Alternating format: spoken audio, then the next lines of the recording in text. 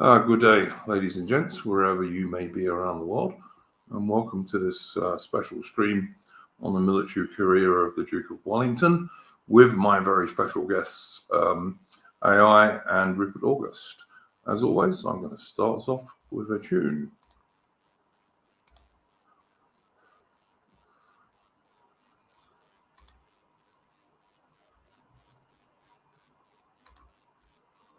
Okay.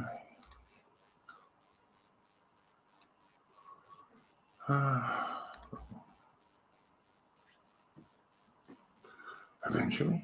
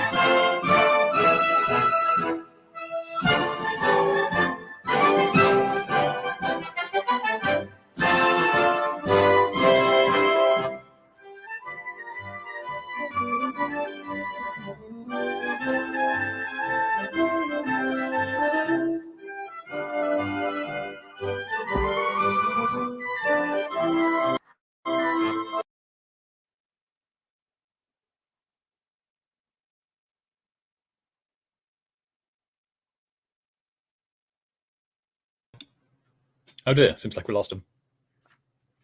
Yes. Well, I'm sure he'll be back in. Yeah, give him a few minutes before we try to make a start and cover the ground before he can hopefully return. Yes. Oh. I say, shall we? Let's cover like the top 10 sharp quotes from. Do you want to start, Rupert? What? Would it be heresy to say that I never got around to actually watching it or reading it for that matter? Okay. So here's one that's Richard Sharp. I'm not a soldier, sir, not a bloody clerk. I fetch, I forge, and I take punishment drills. Oops, sorry.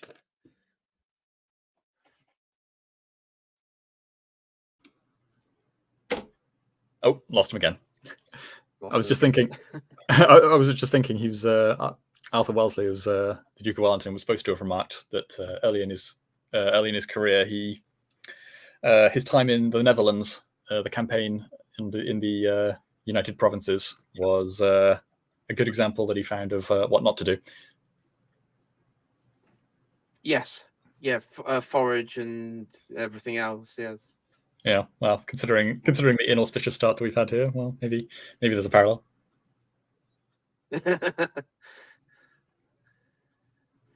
Yeah. Oh God. Yeah. The creation of the Bactrian Republic. Yes. The what? Sorry. There was after the French victory, you had the. I may be pronouncing it incorrectly. I believe it's called it was a French satellite state that was created in the Netherlands. Was it called the Bactrian Republic? I think it's the Batavian Republic. Or Batavian might be the. Guys, so I might be pronouncing it wrong. Yeah. Yeah. I think, guys, can you hear me? Yes. Yeah, we can hear you. Did anyone hear any of that tune? Just the very start of it. Great. Yes. Okay. Sorry, we'll ditch it. I don't care. Sorry, I got cut off. I don't know why. StreamYard's decided to do that, but there we are. Fun little bit of trivia before we move on too quickly, though, actually. The Batavian Republic was, in some ways, actually preceded the French Republic, because there was the I think it was the Breda Uprising or the Breda Revolution, which was put down by put down by the Dutch, and I believe there was another one in Belgium, but the third time was the charm in France. Okay, I didn't know that. The only thing I remember about the Dutch is the French cavalry in the Revolutionary Wars were able to charge across the ice and capture some of their ships. Yeah, the only recorded successful cavalry charge or cavalry action against naval forces. Yep, they were frozen into harbour. Basically, ended the war outright. And there was a mini ice age going on in those days. So there we go. Anyway, look, this is part one of two special streams we're going to do, looking at the greatest, well, in my opinion, the greatest British general in history, who I would say is the Duke of Wellington, although some might argue it would be Marlborough, but I think Wellington was a better battlefield general, in all honesty. And the greatest British admiral, the second part of this is going to be about Nelson and his naval career. So, and that'll be in a week or two's time, probably. But this one's going to be about Wellington. And along with my special guests here, Rupert and AI, I'm going to be looking at Wellington's military career. Not his political career, which was much less successful in my opinion, but his military career. Now, Wellington was part of the Anglo-Irish ascendancy, the Protestant ascendancy in Ireland. So he was born in Ireland, and you will sometimes get people saying, he wasn't an Englishman, he was an Irishman. Well, yeah, all right. But Wellington himself actually turned around and said, just because you're born in a stable doesn't make you a horse. So I'm probably more Irish than Wellington was, in fact, because my mother was Irish from the Republic. So there we go. But anyway, he was part of the Anglo-Irish ascendancy, but he came from a family that originally was quite well off. But his father was a spendthrift musician, and basically frittered away most of the family fortune. Would you guys agree that was true? Yeah. Although, as far as I can tell, he didn't necessarily have a huge amount of debt, but was reluctant to take it on, and so they sort of had to live quite frugally, and that's kind of how he gets his military career in the first place. And incidentally, actually, it's also how it gets solidified, because very early on in his career, I believe when he was still when he was still in Ireland, or just after he'd come back from the Netherlands, I can't remember which, he was turned down for a proposal in his proposal to some lady. I can't remember what her name was. Kitty Pakenham, and it's quite important, and we will come to that. Yeah, I was going to say, and then basically on the basis of that, he decided to double down on his military career, and one wonders what might have happened had that gone a different way. Yep. I mean, Wellington himself, as a young man, followed in his father's footsteps and was quite musical. He was a very good violin player, by all accounts. But it was after Kitty Pakenham turned him down that he broke his violin or burnt it, depending on which account you agree, and never played it again. But anyway, so Wellington joined the army as a quite young guy via purchase, which was, the normal way that people join the army in those days. Now, the purchase system is quite often criticized these days because it enabled wealthy officers to buy themselves ranks. But there were limits to it. For example, you couldn't become a major, I believe, unless you'd served at least 3 years, this kind of stuff. And it had advantages because it enabled somebody like Wellington to become a lieutenant colonel in his late 20s, when he was still a young and very vigorous bloke. Which he wouldn't have been able to do if you'd have had a strictly seniority system. It's also worth mentioning that the actual purpose of it was to try to ensure that the army stayed very tied to the fortunes of the civilian world. Yes. So you could look at it as the reverse of the Marian reforms, which are often criticized because they divorced the Roman legions, the Roman army, from the interests of the wider state, and thus, created set up a situation where they would want to potentially coup the government in order to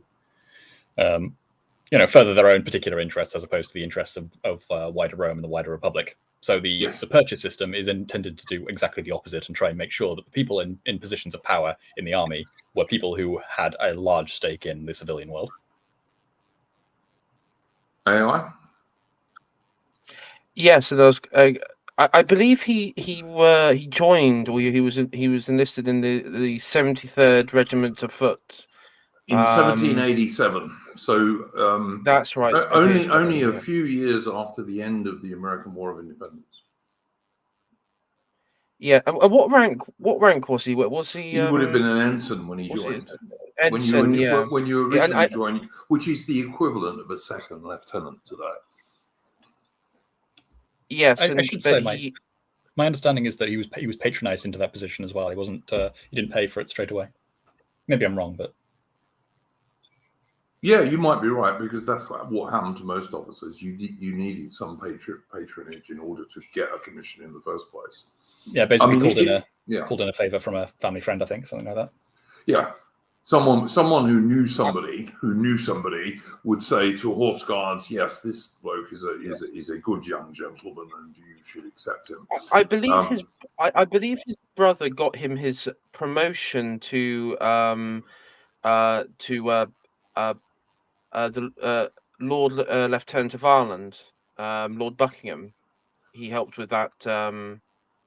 That would have been exactly the sort of chap who would help. And of course, Wellington's early military career was mostly as an aide-de-camp in Ireland.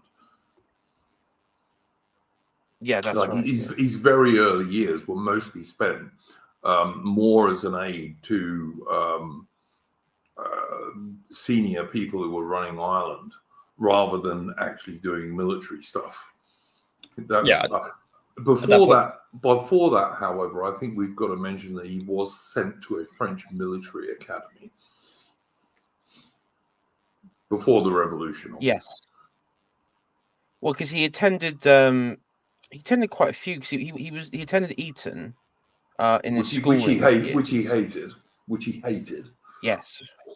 He very much similar to Napoleon when he was attended schooling in France. They were very much hated the places they were at, and I don't know if Wellesley struggled with friends. I know they said Napoleon had he didn't really have any friends, spent most of his time in the library and all that sort of stuff. So I don't know if that was the same for I don't think there's any evidence that Wellesley, as a young man, was a particular loner. I mean, he liked playing his violin, and he was noted at the French Military Academy for spending a good deal of time with his little terrier dog, which I've always thought was a plus for Wellesley, because I'm a dog person, as people know. Yes. But he did attend this French Military Academy, which sorted out stuff like his riding, fencing, and all this kind of stuff which a gentleman needed to know in those days. And obviously, as I said, this was before the French Revolution broke out. And then his early military career, immediately after 1787, was mostly spent acting as an aide-de-camp, pretty much as a civilian soldier, if you like, not doing much in the way of regimental duties and this kind of stuff. That all changed when he eventually became a lieutenant colonel. I don't know if you guys would pretty much agree with that. Again, by purchase. He purchased about 4 ranks, which was perfectly normal in those days. Yeah, that's my understanding, is that only later did he actually start getting properly involved in military affairs, rather than treating the military as kind of like a social affair, basically. I mean, it was as you were saying. After he was turned down. Rupert, I was just going to say, it was like you were saying, he proposed to Kitty Pakenham, and Kitty Pakenham's father was dead, so her elder brother was the head of the family, and her elder brother basically laughed at him and said, "Not anyway is this going to happen," because the Pakenhams had married into money, so they were quite well off. And Wellington's family, as we already said, relatively speaking, for the upper classes, did not have that much money due to his No, I mean they had the earldom in what was it, County Meath, modern day County Meath. I think so. Yeah, but even still, with that, it was not near enough, and that was under the by that time, because of course his father had passed away, and so his older brother was effectively the new earl of the and sort of running the business of the earldom. Mornington, wasn't it? Mornington. Mornington, that's right. Yeah. Yeah, Mornington. Yeah. And was he Marquis? Was his title Marquis? Marquess. Or was that later on? In English, it's Marquess. Marquess, sorry. I used the French term. Marquis. Yes. He I would think though with Dublin, with his bin station in Dublin, you can see the problem of he would be to keep in that lifestyle and in that rank, he would be spending a lot of money, probably a lot of money that you could get into a situation where you wouldn't be money that you don't have. Yeah. And so you can definitely see why he knew it wasn't suitable for him, because he had to go out and make a name for himself, make a money for himself, make get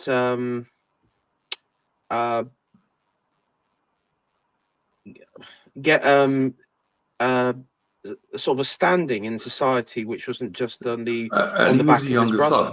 And he was a younger son, and under primogeniture, I mean, it's a normal thing that younger sons of the higher people in society, they had to go out and join the army or the navy or even sometimes the church or wherever it might be to try and make their fortune. Yeah. Because, the inheritance, such as it was, always went to the eldest son. So, which actually I think was quite a healthy system in many respects, because it meant that estates were not constantly divided and ended up being worth nothing. That's right. And wasn't he transferred to the 76th Regiment? Generally, when you bought a commission, you always change regiment. Not many officers bought a commission in the same regiment to advance. It was generally normal to change from one regiment to another, because bear in mind, there had to be a vacancy. There had to be someone who wanted to sell. And another thing that is worth talking about the purchase system is that it was, in some ways, it was also in lieu of a pension. You didn't get a pension in the British Army in those days as an officer. So that if your rank was worth a certain amount of money, so when you decided, okay, I've done enough serving my king and country and wanted to sell up, that gave you a lump sum, which in some ways was in lieu of a pension as well.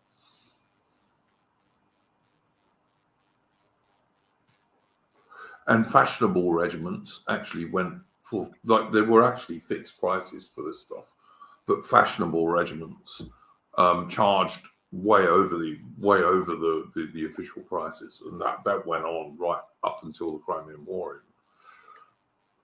It might have been more just the militia units as well, but some were expected to. I think the officers were expected to provide uniforms for the troops as well. So that could incur additional expense.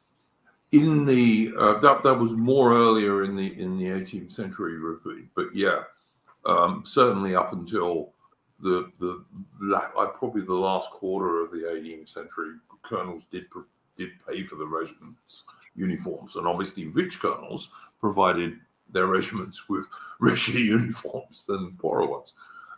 Surprisingly enough. I've definitely read about this happening in the 19th century, but it might just be the more domestic units then. That might have been the militia. Yeah, that might have been the militia by that stage, because certainly the line regiments by then had quite strict uniform regulations, and it wasn't paid for by the government.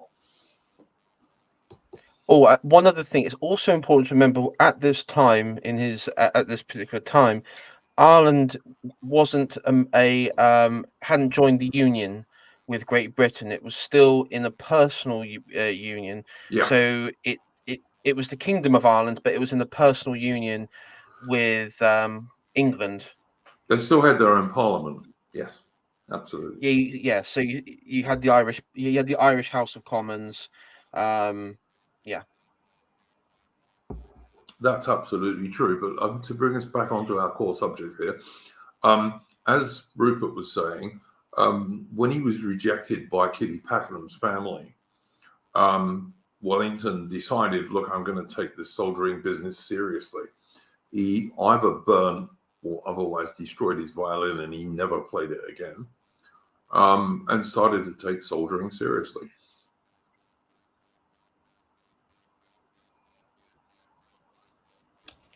And on the basis of that, he is deployed first to the Netherlands, I believe, as we were talking about earlier briefly. That's how we got onto the Netherlands. Yep. Which was a fairly disastrous campaign for the British Army.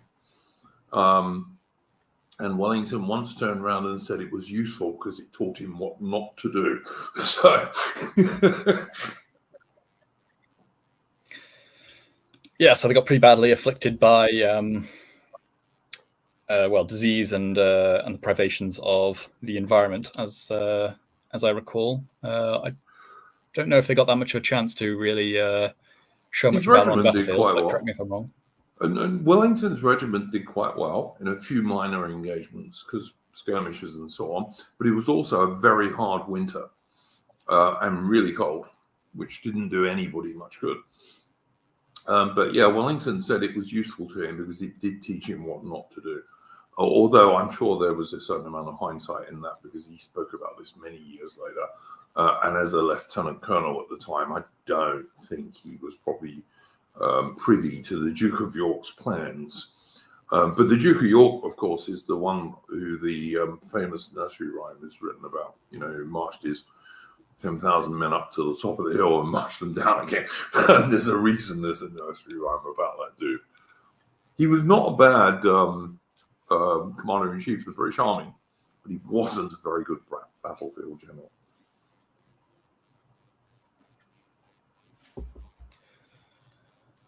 So yeah, that was Wellington's introduction to warfare, and it must have been quite a hard introduction because the Brits were retreating and holding positions for a little while and then retreating again, and that would be a difficult way to be introduced to warfare.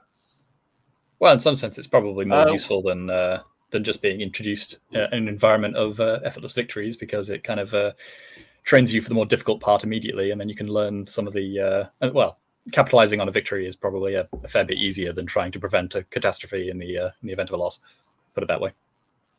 Absolutely, and of course, it would teach you the importance of pickets and rear guards and your junior officers and NCOs and all this kind of stuff. All of which Wellington would eventually use quite usefully.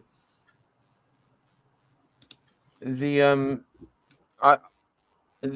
also because part of the campaign, the British and the sort of Allied forces at the time were in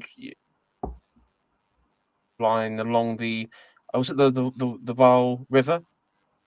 Yes.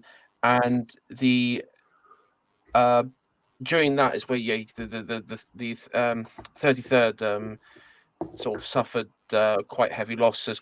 As you said, it was mainly, it was almost near enough entirely by attrition and illness, and Wellesley also suffered from that as well. He also said much later in his life that the British soldier in the 1790s was just as good as the British soldier, up until 1815. It was just that he wasn't used so well. And he was always very fond of the 33rd Regiment, by the way. Wellington was not how can we put it? Wellington was not loved by his soldiers greatly because he was too strict for that and didn't always give enough praise. But he was, if he was fond of any regiment in the British Army, it was the 33rd. who he always said were a great bunch of blokes, basically. Yeah, I mean, he contributed the failure to the campaign onto leadership, but also the um, uh, wasn't it also like a sort of organization, like from the from like headquarters between the various um, The coalition regiments. people, yeah. Yeah, It was a badly organised campaign, not fought very well, and I think Wellington's summing up of it taught him what not to do is probably the easiest way to describe it. Anyway, following that, Wellington went to India because his brother was the what's the official title back then, Rupert? General Governor of the East India Company, I Yeah, believe. Or yeah, Governor General. he was, yeah, Yeah. he was. I was going to say not viceroy in those days because that was only after the East India Company was dissolved. But he was basically the top government official in India, and again, bit of patronage. Nothing wrong with that in some respects. Wellington went out there, and this is where Wellington really learnt his trade as a soldier. Actually, just checking up on that point, I'm not sure that it was because his brother was there, but it just sort of happened to align. And having learned a little bit more about the schemes of Pitt the Younger and Richard Wellesley, it might have been deliberate in that sense, but I don't think it was deliberate in the sense that he was posted over there to sort of help with the schemes that they had between themselves. Which were to basically bring more of the Indian subcontinent under British dominion, which it must be said was a more of a political project than it was an economic or, well, perhaps you could say sensible one.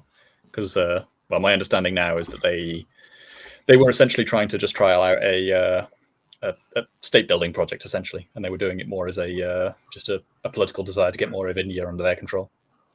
Well, it was also to stop the French doing the same thing.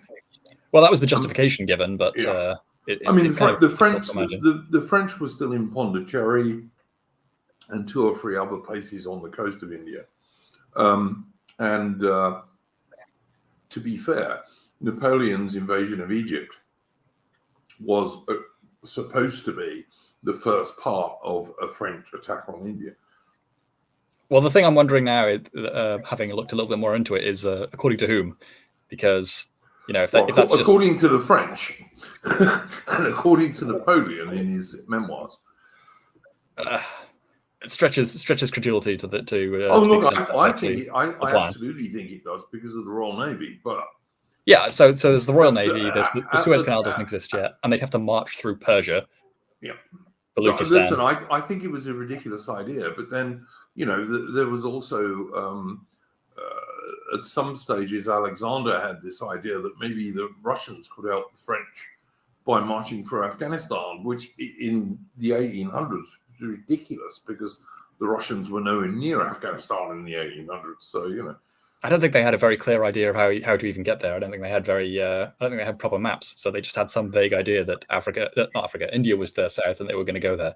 It was not a serious plan. I think all of them had pretty good maps by that stage, but it was like maps are confusing to people even today. People look on a map and they think, that looks quite a small distance, when actually, 50 miles in real life is a big deal different from 50 miles on a map. So there's that for sure. But I mean, I think that was the justification for this, was that if the British didn't take India, then the French or somebody else would. I mean, they didn't really have the capacity, so I think that's basically a cover story for what is essentially a political project, which was highly domestically unpopular. In Britain, you mean? Yeah. With whom?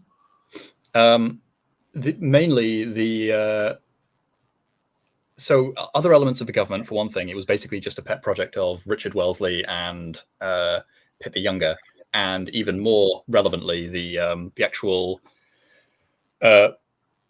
I think it was the board of directors, or essentially, the owners proper of the representative of the owners proper of the East India Company.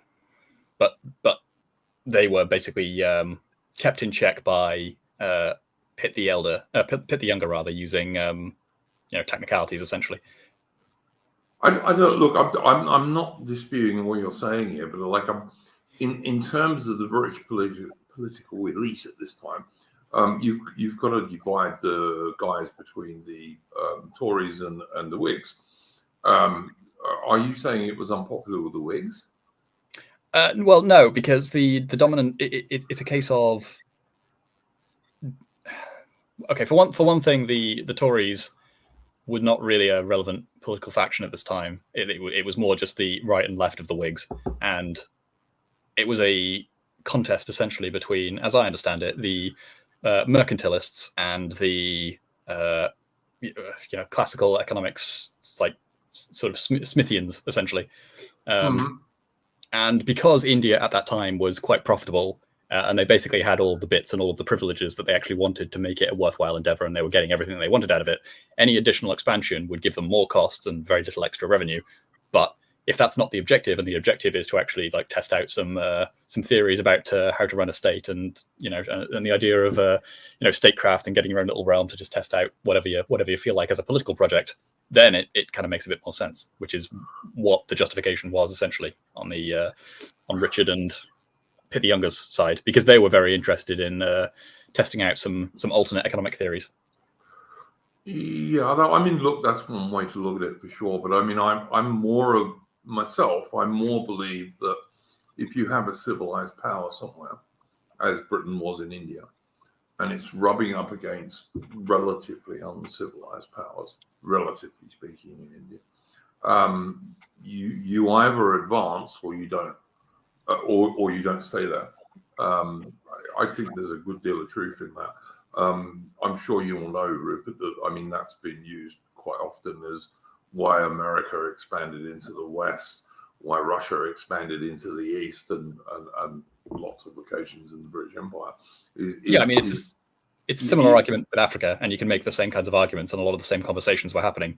It was a matter of a handful of people are doing this for basically prestige reasons or because they make a personal profit off it, but the empires at large never made any money off most of the African colonies, and so the question is why even do that in the first place? And it's exactly the same with India.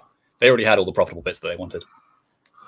Because, well, again, this is only my own view, and you may be right and I may be wrong. But my own view is that if the British hadn't have done that, that vacuum would have been filled by another European power. Well, no one else really could, because Britain could at any time just say no with the Navy. I would say that, and this is something we'll see when we go into the Mysore War and the Second Anglo-Maratha War. The Maratha Confederacy wasn't like a third world. Contemporary at the time, a third world power. It had cannons, it had muskets, it had even rockets. Much of the training supplied by the French, by the way, but yeah. Yeah, so maybe to answer Rupert's point of why Britons would need, if you look at the East India Company, much of their territory was in India was rural, and that makes sense because of growing of tea and everything else. But a lot of the major settlements and interior of India was held, of course, by the Maratha Confederation, and I think it was just that there was a realization that if you have strongholds and centers of power which are out of British reach, it's sort of like a rival castle, and I would say it's just deep down in human nature. As you know, if there's any emerging power, if they come across a rival castle, there's only one solution to deal with that, and it's conflict. On the topic of the French stuff, I mean, the only thing is I would say is, of course, as we know, the Dutch became you had this satellite state. I called it the Batfarian. I forgot what Rupert referred to it as again. Maybe he has the correct Batavian pronunciation Republic. on that. Batavian Republic, which of course, held on at that point when Wellesley was in India to Sri Lanka, known as Ceylon. But if I remember correctly, during the Peninsular Wars, Ceylon was captured along with the Cape Colony by the British, and was held on, as we know, held on to it afterwards. I believe in the East Indies as well. The Dutch East Indies were occupied, I think, as well, and were subsequently given back. They were handed back, and parts of the Dutch East Indies, to be fair. Oh yeah, like was it North Borneo? Yeah, parts of the Dutch East Indies were captured by the Brits, and just as, in the same way, the Cape was handed back initially. Was it handed back? Oh, I didn't know that. Yeah, the Cape was handed back initially, and then the Brits bought it for cash from the Dutch. Oh, after the Napoleonic Wars, yeah, it was handed back initially. Oh. I mean, so on that regard, I mean, I guess you could argue the French did have a presence in the Indian subcontinent. Well, they did have a presence because they ran several enclaves there, and in fact, they kept some of them longer than the Brits did in 1948. Well, yes, and I mean, Pondicherry was French. I think the French had about 4 or 5 settlements still in Wellington's day when he was in India in the very early 1800s. And of course, on the west coast, the Portuguese had a colony which they kept until 1960. Yeah, but the question is whether any of these really stood a reasonable chance of taking over the subcontinent at this point in time. And I don't think that's really plausible past, the 7 Years' War? No, I don't agree with that, mate, because bear in mind, pre-Trafalgar, certainly, you had the French Navy, the Spanish Navy, and the Dutch Navy were all on the same side. So, it wasn't and given the vagaries of wind and weather on which all warships depended back then, it was not impossible for the French to land a fleet in India, for a French fleet to wind up in India and land a load of troops. That was not an impossible thing to happen. I'd also say I believe in the Second Anglo-Maratha War that the Mughals were still aligned with Britain and the East India Company in that conflict. Mostly, because they didn't like the Maharathas very much. So. Well, no. The thing there is that I believe they were the nominal suzerain of basically everyone in the subcontinent, including the East India Company.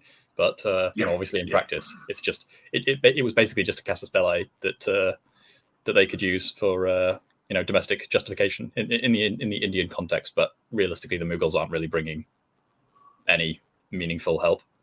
I don't believe. No. I mean, I believe by then their power in their military power in the region, well, maybe political as well, probably, but the military power wasn't anything significant.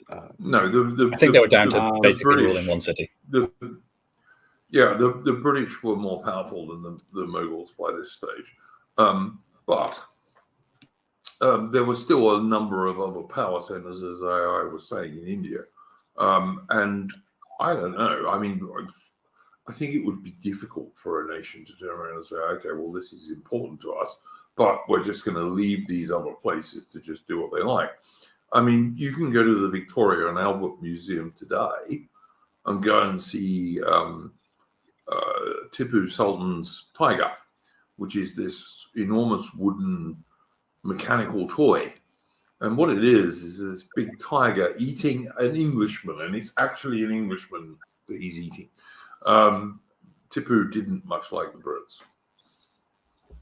Yeah, so within the framing that I'm laying out, then Tipu Sultan is basically just one of the guys who is most antagonistic towards this idea of definitively aligning as a kind of vassal under the British, and for that he gets labelled as someone who's just on the cusp of dislodging Britain from India with help from the French, but in practice probably not. I don't know.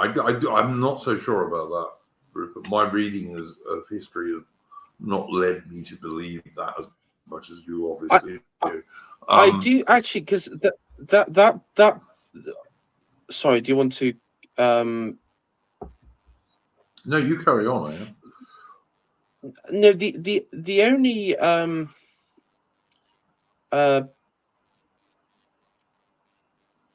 yeah, sorry. I was going to say on that part.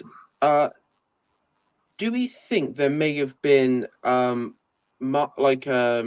Indian, like say, Maharaja influence in that decision? Because remember, Tipu Sultan was a Muslim in a region of India, like in the very far south, and so I do wonder if there was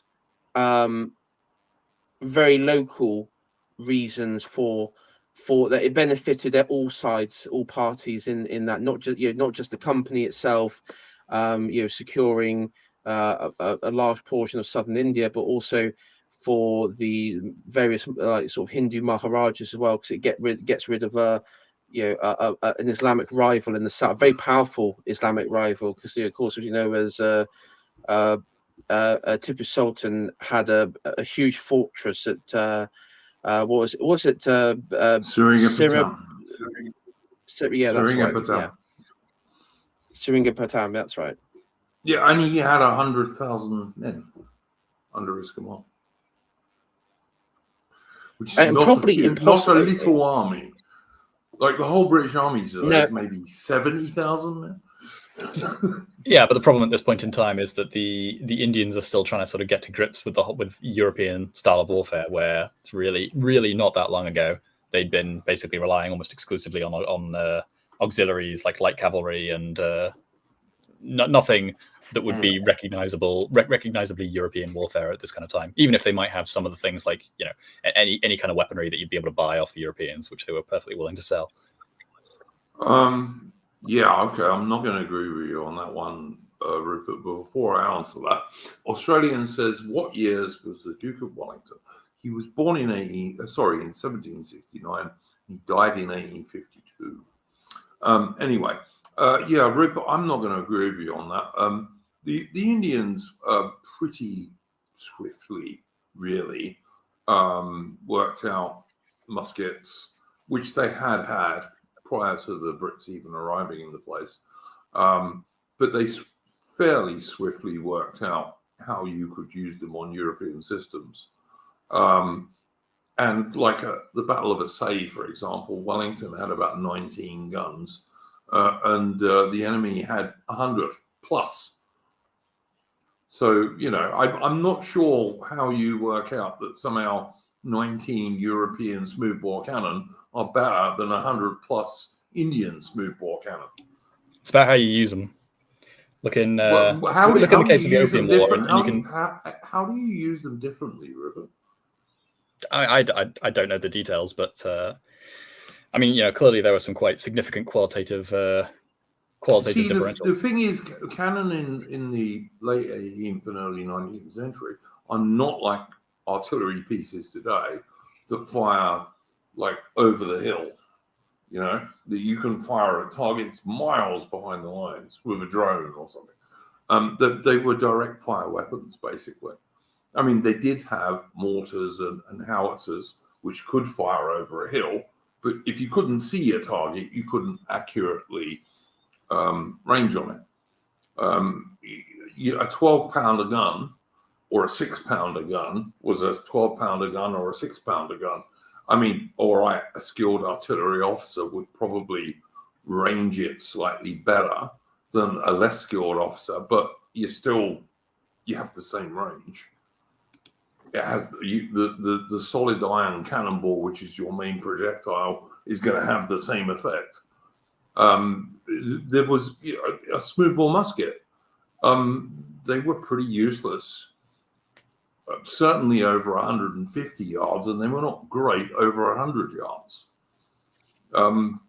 Two groups of blokes firing at each other at that distance. Does it make that much difference how well you aim? Probably not really. I don't see. Well, I think one of the great myths of colonial expansion is that the Brits, particularly, but also some other European countries, had some enormous advantage for some reason.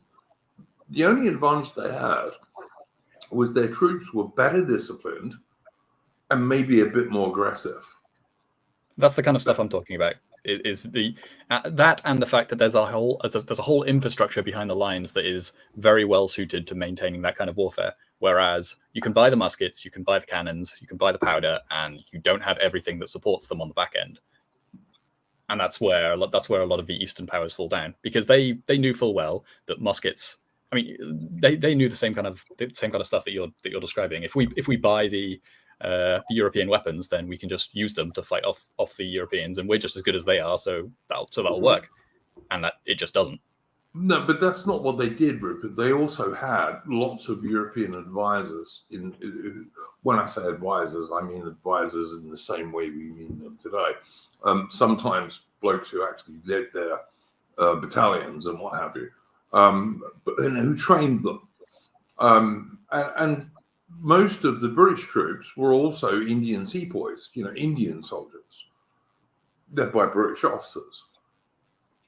So also, just to add a bit of why was a British Indian sepoy better than a Maharata Indian sepoy?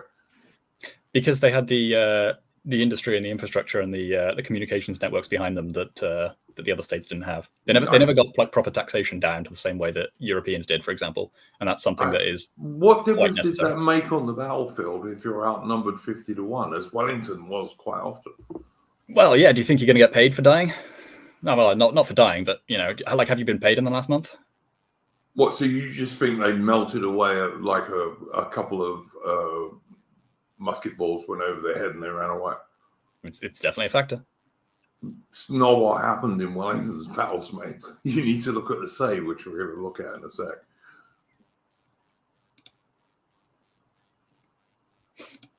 It's not what happened. It just isn't. It's funny because that's almost a liberal view of colonial expansion that you've got there, mate. If you'll forgive me for saying so. Quite the opposite. I know you're not a liberal at all, but I'm saying that is almost the liberal view. You'd find loads of lefty liberals who would agree with you on this. Like, you often see them say, oh, yeah, the British conquered India because they had muskets and the Indians didn't, which is bullshit. But, No, that's the opposite of what I'm saying, is that they can have all of this stuff, and because they are just qualitatively different, they are just not as... But they weren't qualitatively different. This is what I'm trying to say to you. In the early 19th century, indeed up to the mid 19th century, basically, a musket was a musket and a cannon was a cannon. There wasn't a qualitative difference in them, really. And if you, even as late as the 1840s, when the British fought the Sikhs, who were very well organized, very well trained, had loads of officers who were mostly French, Italian, or American, who were training their soldiers. The Sikhs are brave blokes. The Brits used the Sikhs as soldiers ever afterwards because they are so damn brave. And the Sikhs had more and heavier artillery than the British Army, British Indian Army ever had. And the Brits still beat them. And the sepoys, the Indian sepoys in the Anglo-Sikh Wars, were scared of the Sikhs. And very often what you would find is an Anglo-Indian brigade, which was generally 2 Indian regiments and 1 British regiment. The 2 Indian regiments would hang back, and only the British regiment would go over the Sikh entrenchments. And the Brits still won. And that had nothing to do with infrastructure or anything behind them. That was just on that battlefield, there. What's your point? That's basically what I'm saying, is that the Brits, the British, just had everything better. Like you could give any Indian the same weaponry and it would not make the same difference. And that's partly down to the infrastructure behind them, and it's partly down to biological factors. And all I was going to say is the only thing the Brits had better was better men. Yeah. We don't disagree then, because that's basically what I'm. Well, it's not the only thing I'm saying. I'm saying that there's additional things, on top of that. But yes, fundamentally, they just had better people. Yeah. All right. Then we can agree. I was just saying, in the Spengerian sort of sense of civilization, it probably what we might be getting at here is that the Islamic world in its ascendancy, and you could say, well, from whether how you view the Ottoman or something, at this point, you sort of the Asian Islamic dominance was slowly coming to an end, and I think it's sort of represented in the Mysore kingdom and Mysore Sultanate. It's also important to remember that in India, for example, a lot of these Islamic rulers weren't actually ethnically related to the populations that they governed. The Hindu many population, of them, yeah. The Hindu population. The reason I say I'm not saying Indian ethnic, because there isn't really an Indian ethnic group. There's hundreds India of ethnic didn't groups. exist until the British created it. Correct.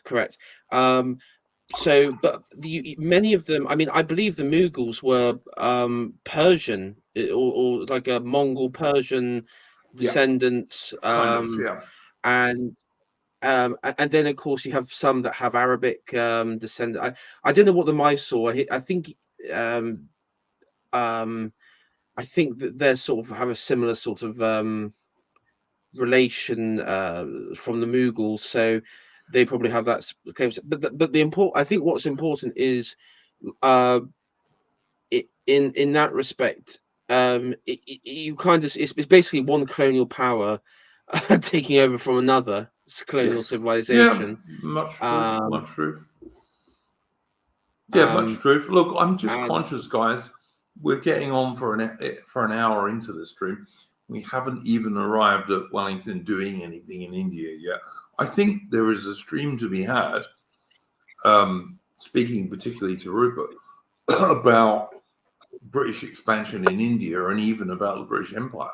There is an interesting stream to be had there, but I'm not sure this is the place to do it.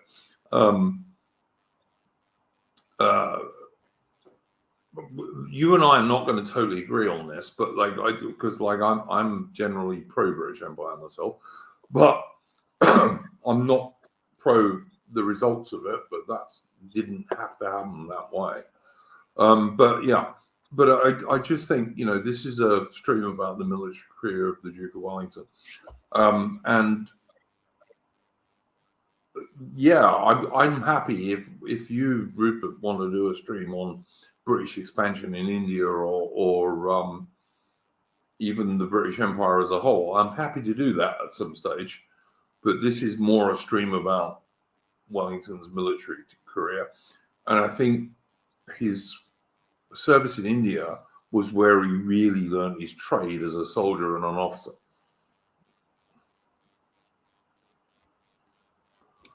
Yeah, no argument.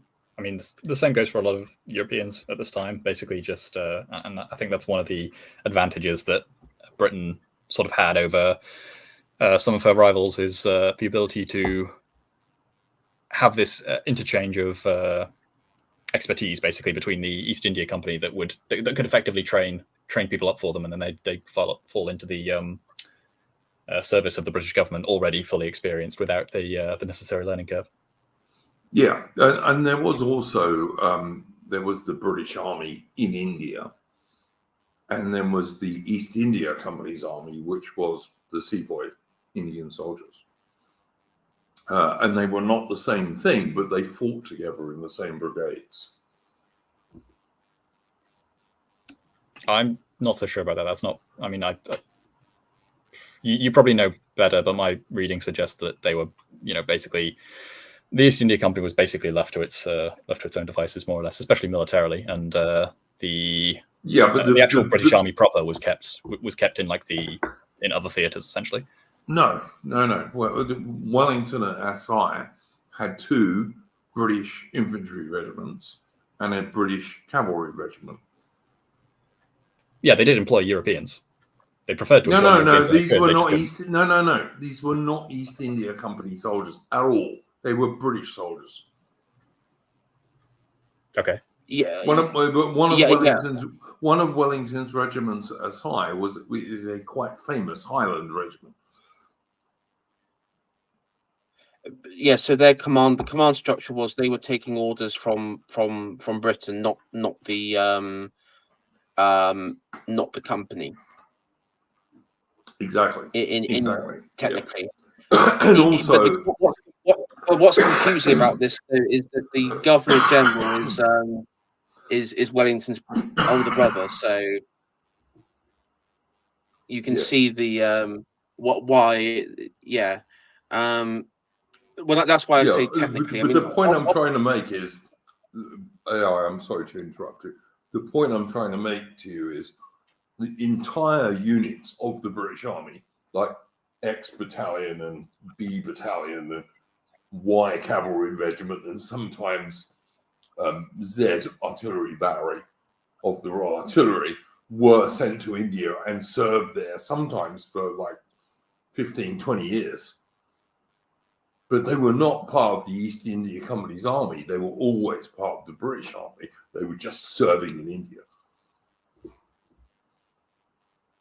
It's very important to understand this. And it's even true up to the Indian Mutiny in 1857. 2 officers, like an East India Company officer who was a colonel, and a Queen's officer, as they were known, of the British Army in 1857, the Queen's officer would always outrank the East India Company officer. That was just a normal thing. It wasn't always a good thing because sometimes the East India Company officer knew the local conditions better, but it was the way things worked. There were always 2 things. There was the Anglo-Indian Army, although they were actually presidency armies, like Bengal, Madras, etc. There were Indian armies, and then there was the British Army in India, which was a different thing, and they were actually British regiments recruited in England by the British Army who were sent to India for a certain period of time, often quite a long time, particularly in the early 19th century. But they were British regiments. They weren't anything to do with the East India Company in any way, shape, or form.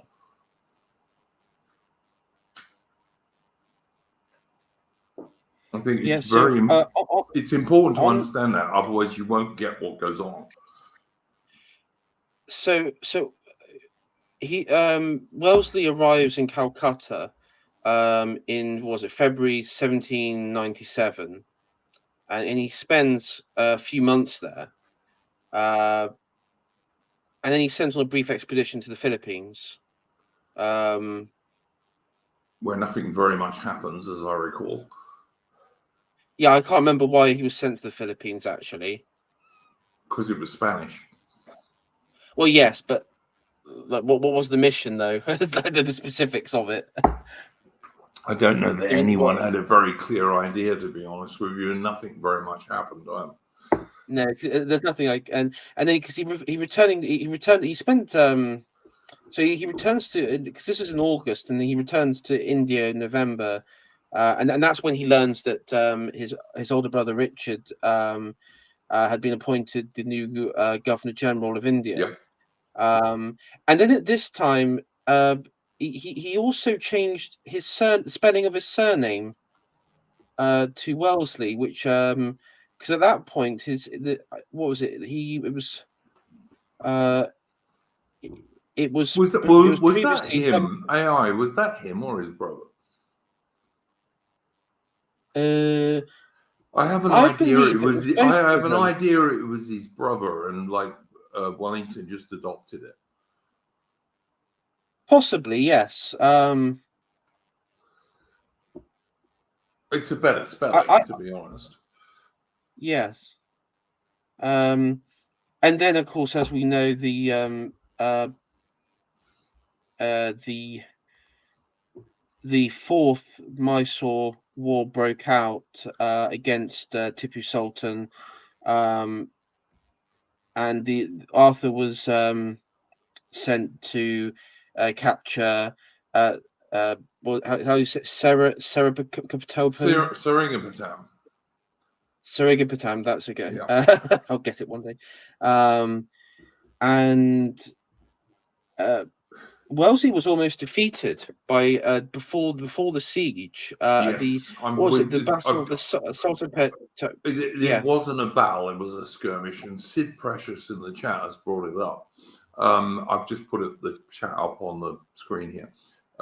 Sid Precious is saying, I remember a ballsed up operation in India from which his brother Mornington extricated him, Iron Duke. This was a skirmish.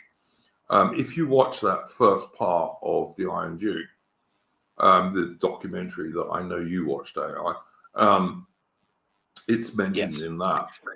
But it wasn't a big battle. It was a couple of companies of infantry, so like 200 blokes, and they got lost in this wood, basically. And then the enemy fired a load of rockets at them. This was at night. The enemy fired a load of rockets at them and some muskets, and the blokes thought, fuck this, and all bugger off. Yeah, Wellington didn't win that, but it was a skirmish. It wasn't a battle. And not many guys were killed. No, there is a quote here from, I think it's from the book Tiger of Mysore, The Life and Death of Tipu Sultan, by Denny Forrest. And I actually had a look at it. It looked quite interesting. Definitely, I'd definitely say it'd be one to look into. When was it published? Especially 1970. Oh, okay. That might be all right then. Fair enough. Yeah, it seems quite, it doesn't seem like it's got any subversive elements to it. So I'm just trying to find, bear with me a second. I'm just trying to find the quote because I got it. Oh,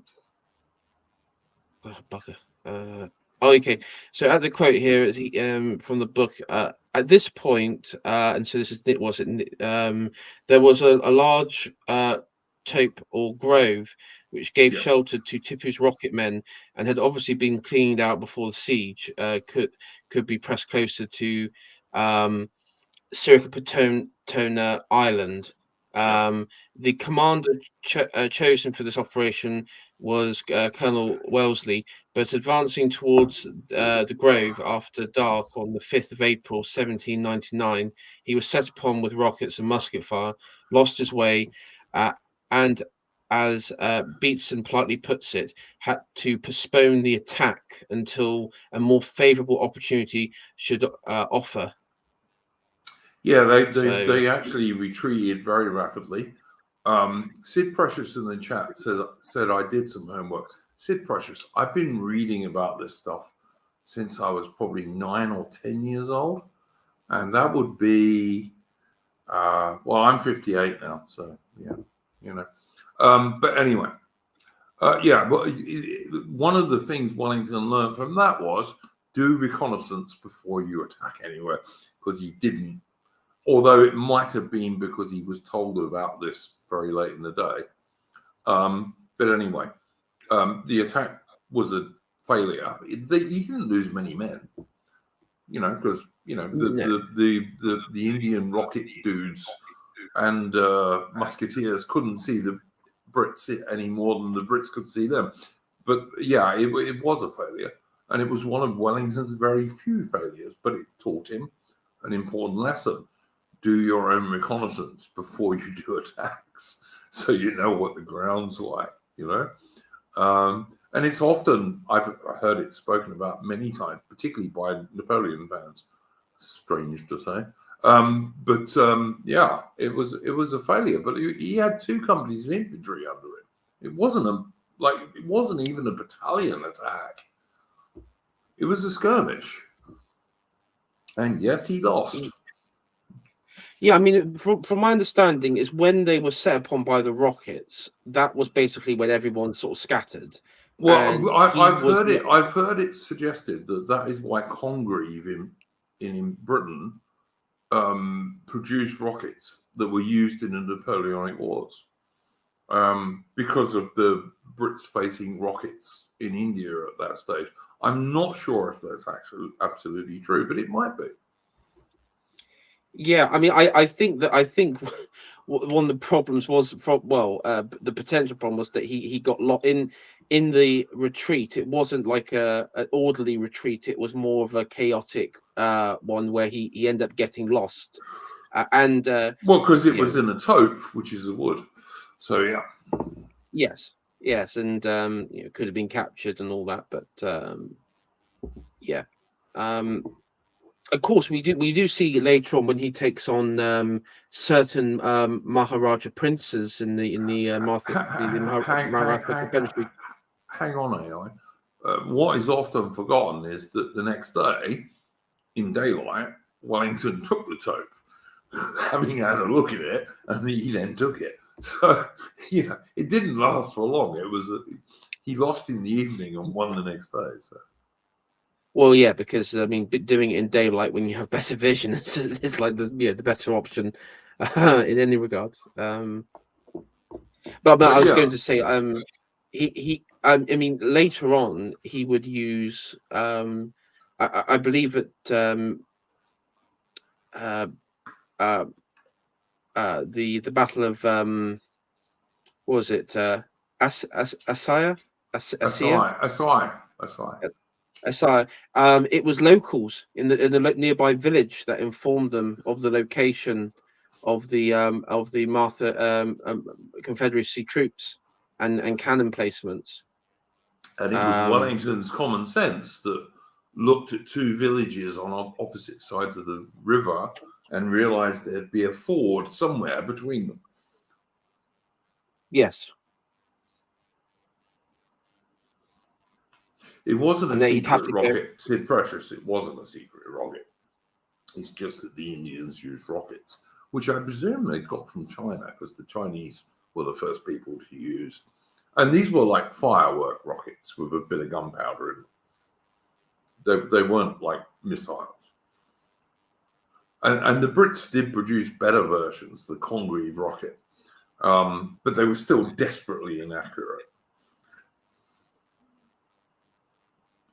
Yeah, I mean, rockets were quite common in that. Yeah, I mean, you could say contribute that to the legacy of the Mongol Empire and everything, and the gunpowder and all that. But yeah, it was quite common in that part of the world. And especially we forget the Mysore Sultanate. It wasn't Tipu's sultanate, his kingdom. It wasn't like a minor Indian state. It was a major political power in India, the subcontinent. In fact, you could say look, the Mai had great big fortress castles and all this kind of stuff. Yeah, for sure. Yeah, I mean, I can't remember which general said, but after Tipu was spoiler alerts, was killed, and the his capital were captured. There was one British general, it may have been the East India Company, said India is now ours. It was kind of like a definitive moment of, okay, now we control India. Well, yeah, but you could push that out. I mean, even in the 1840s, the Sikh kingdom was a hugely powerful state in the north of India. Yes. That, as I said earlier, had bigger and more artillery than the Brits did.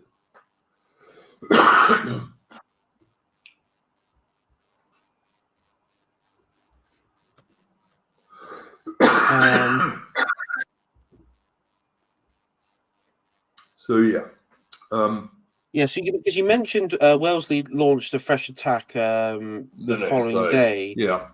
Yeah. And so what was that? Was what? So that was 22nd of April, 1799.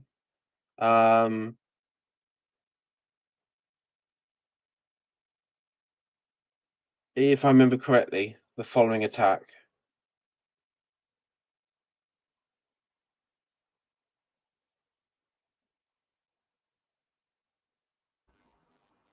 Yeah, carry on. Oh,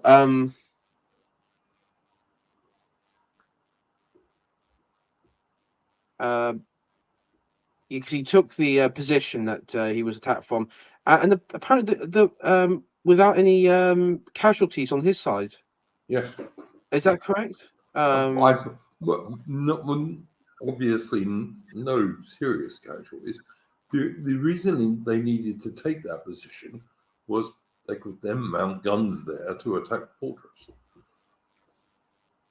Yeah, and in retaliation, the Mysore forces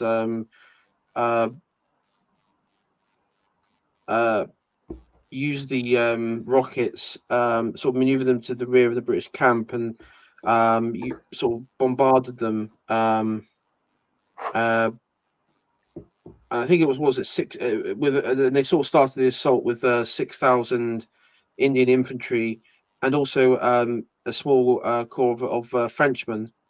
And I believe it was under the command here of Mir Gulman Hussein and Muhammad Hulin.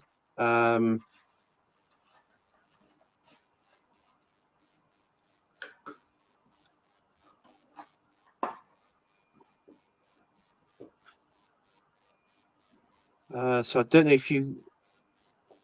Yes, I'm sorry. I'm just letting you carry on, mate. You tell us what you. Oh right, sorry. I don't know if anyone wanted to interject in that. No, you carry on and tell us the story. That's fine. Yeah. So looking at the range of I am skipping quite like 12 days here. So this is like when there's like quite a substantial siege going on. The rockets itself, I think the range was about 1,000 yards. And you had like some of the rockets that were used were like shells. So when it would explode in air, it would basically shoot out. I don't want to say like it's like canister, you know. It would shoot out bits, you know. So very very deadly against infantry forces.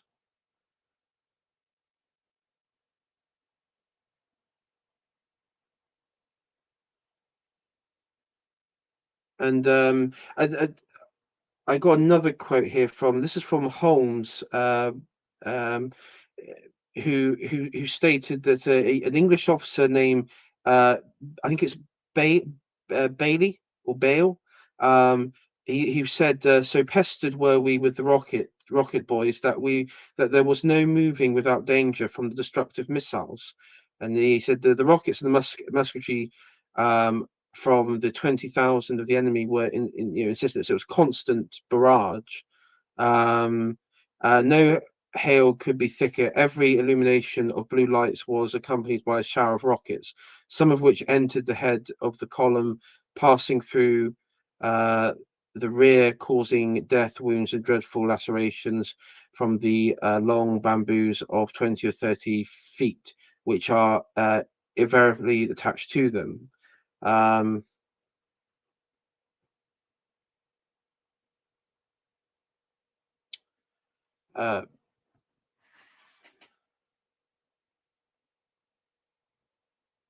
So yeah, does anyone want to jump in at all?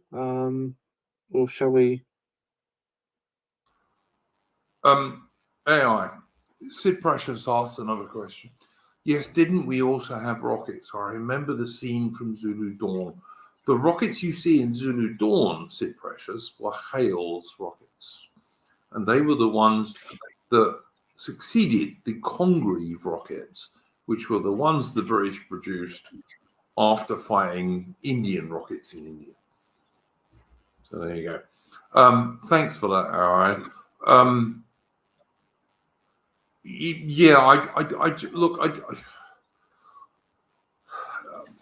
As I was saying to Rupert earlier, I don't think in these individual battles, the better British supplies, which is something we'll come on to, because I think one of Wellington's very important lessons from India was the importance of supply lines, etc.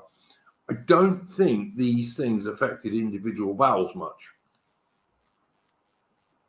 20,000 European trained Indian troops are not going to be desperately worse than 5,000 British trained Indian troops, except maybe in their leadership, maybe.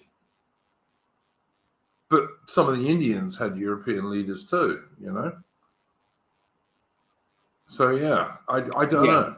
Well, Yeah, it is a later part of the campaign though that he finds that he doesn't have enough troops to actually garrison everything, primarily because it needs so many troops because the quality of the fortifications is so poor that it can't be relied upon to actually be a useful strong point. Who are you talking about, Rupert? So when the British are trying to occupy and pacify Mysore, yes, the quality of the fortifications is awful, and so they basically find that they just don't have enough troops to garrison everything because they need to garrison it, basically as open country. Yeah, 100%. Although the fortifications of places like Seringapatam were extremely strong. I mean, I would say that when we look at the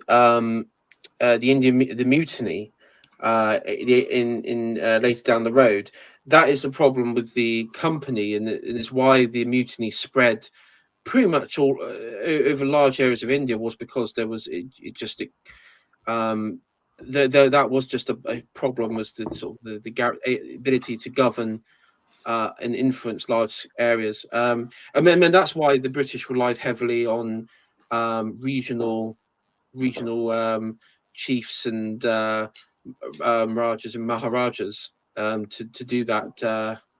I'd say the basic problem in the Indian Mutiny was there were too few British troops. After the mutiny, when the Raj came into being, after 1858, the Brits were set. There always had to be 1/3 British soldiers everywhere. But whereas at the time of the mutiny, it wasn't, in some places, it wasn't even 10%. There were just not enough British troops. And also, of course, Britain changed who they recruited into the army after the mutiny as well.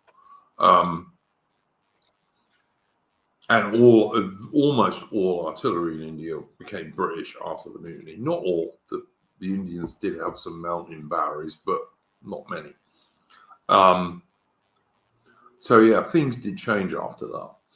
And also, British regiments took their rifles to church parades after the Indian Mutiny. So if you go into there are still a few old churches in India, Christian churches in India, where you can still see the rifle racks of the British regiment when they did their church parades. I mean, this is just quickly though. It's another instance of where you can see the differential in the quality of people that you're dealing with when you can have an individual commander just sort of like walk up to what was it, like a few thousand, I think, troops who are mutinying, tell them to surrender, and they do. Sometimes. Yeah, I mean, it happened a few times. Yeah, it did. But I mean, also loads of women and children got butchered on other occasions. So yeah, it didn't always work. Yeah, well, yeah. I mean, even like Wheeler, for example. This is another difference, by the way, between the East India Company Army and the British Army. In the East India Company Army, promotion, they didn't have purchase. Promotion was purely by seniority. So that certainly by the time of the Indian Mutiny in 1857, the East India Company British officers were much older than the officers in the actual British Army. because they didn't have purchase, and it was all purely by seniority. So you would get like captains who were 50, which is far too old to be a captain, by the way. Speaking as an ex-infantry soldier, but yeah. So that was the difference. But even like to take Rupert's point, Wheeler was married to an Indian lady, an upper class Indian lady, and had mixed race daughters. And Wheeler was butchered, and at least one of his daughters was enslaved by a Muslim cavalry trooper. So he didn't have any influence on his soldiers, sadly. Someone is echoing, by the way, in the background. If you haven't got headphones on, please use them, guys.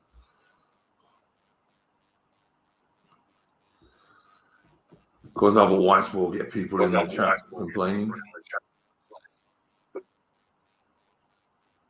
Can you hear how it's echoing?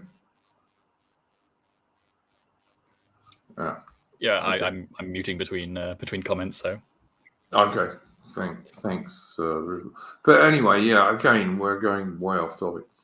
So I was going to say, Wellesley was ordered to lead a night attack on the village of Sultan-Patar, which was adjacent to the fortress. And I believe it was in this one. In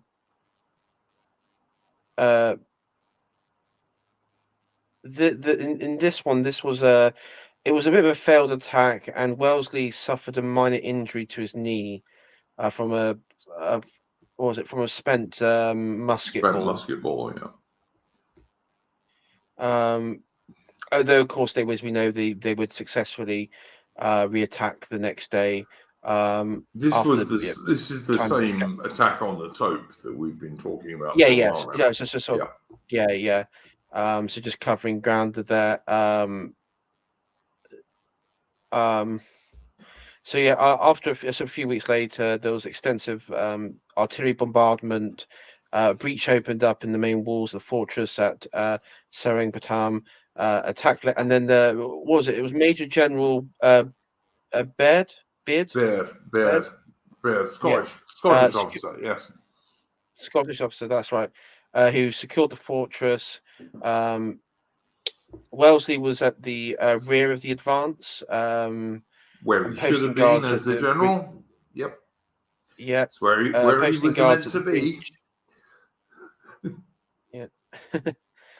Posting guards at the breach, and then stationing his regiment in the main palace. And it was there he heard about the death of Tippoo. And I think he was the first one to actually confirm the death.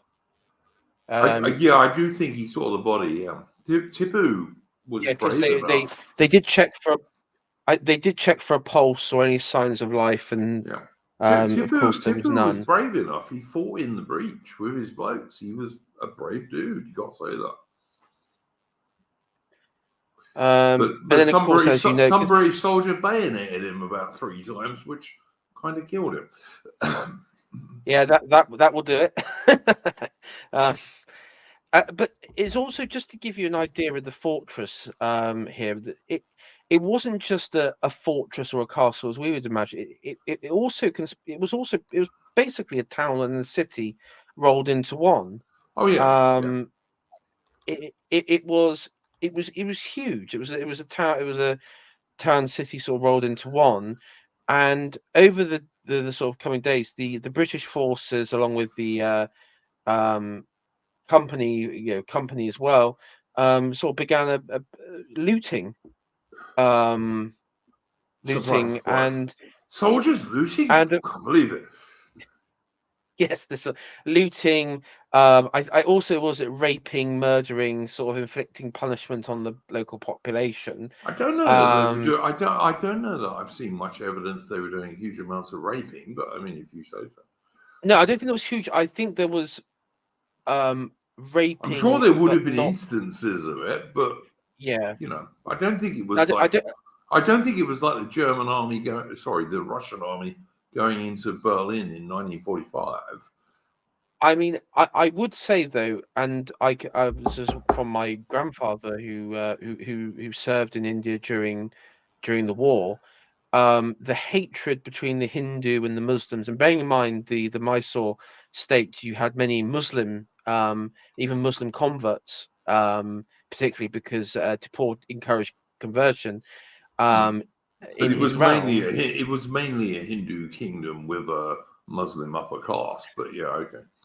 yes, but the Hindu troops in the British Army may, from a different region, may not have viewed it that way, and so I I I can't. I've been looking into it because I've been wanted to know if like the worst of the looting and raping might have been conducted by native troops or something, as like ethnic revenge or some sort of ethnic, because you do see that in colonial. Certainly possible. Um, Yeah, certainly yeah, possible. like especially. I mean, the worst case of it is like you look at the Congo in Africa and places like that.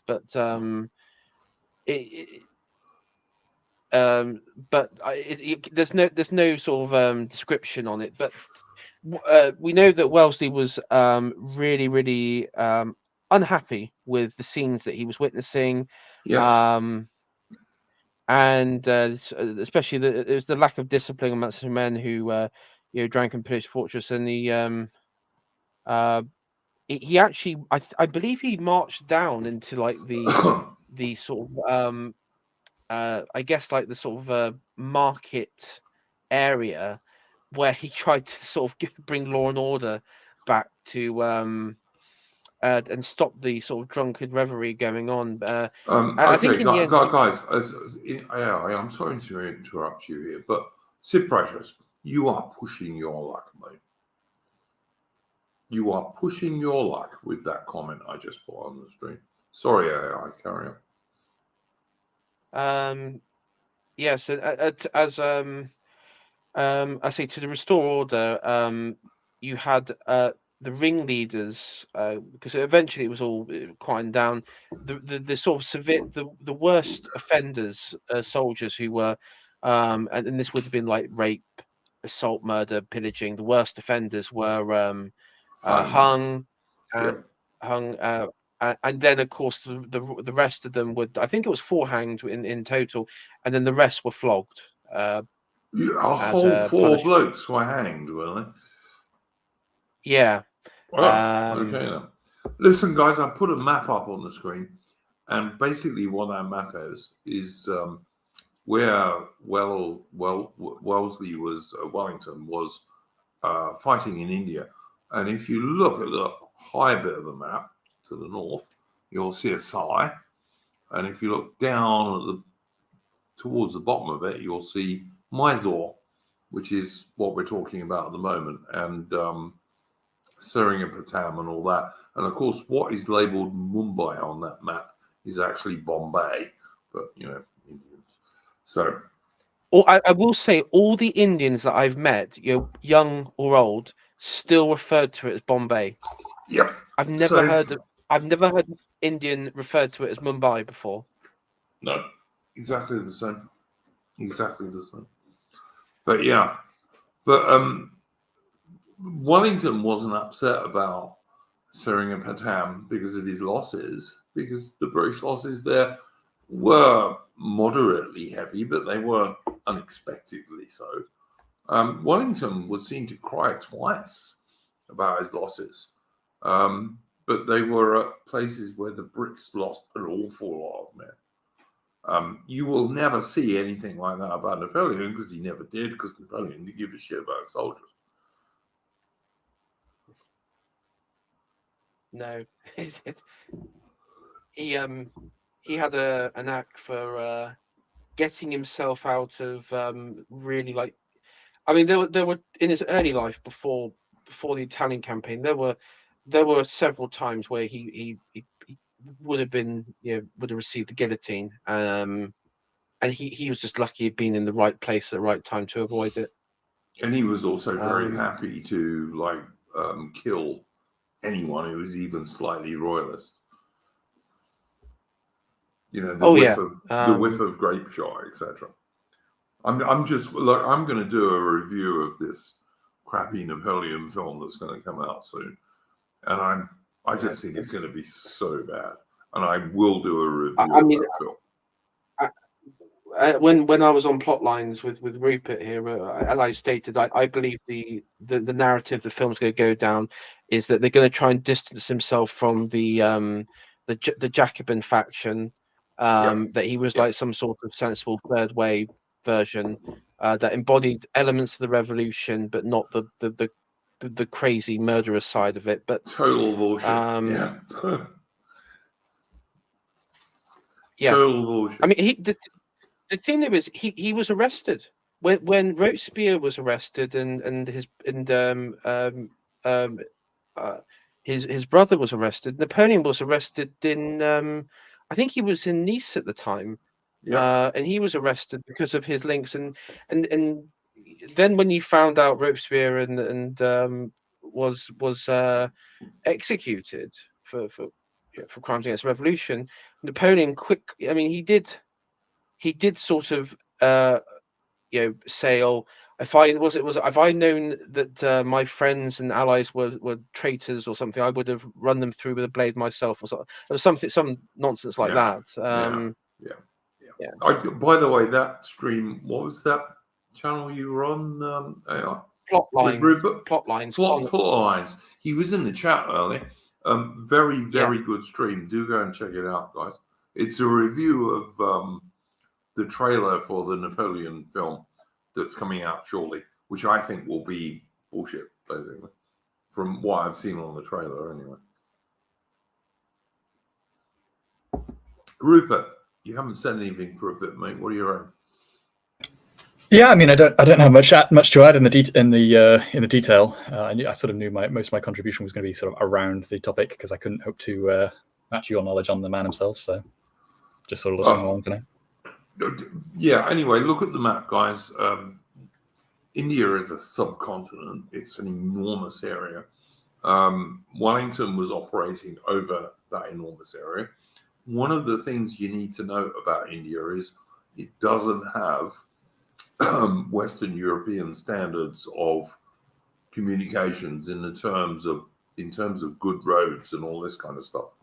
So one of the things Wellington learned in India was the importance of supply.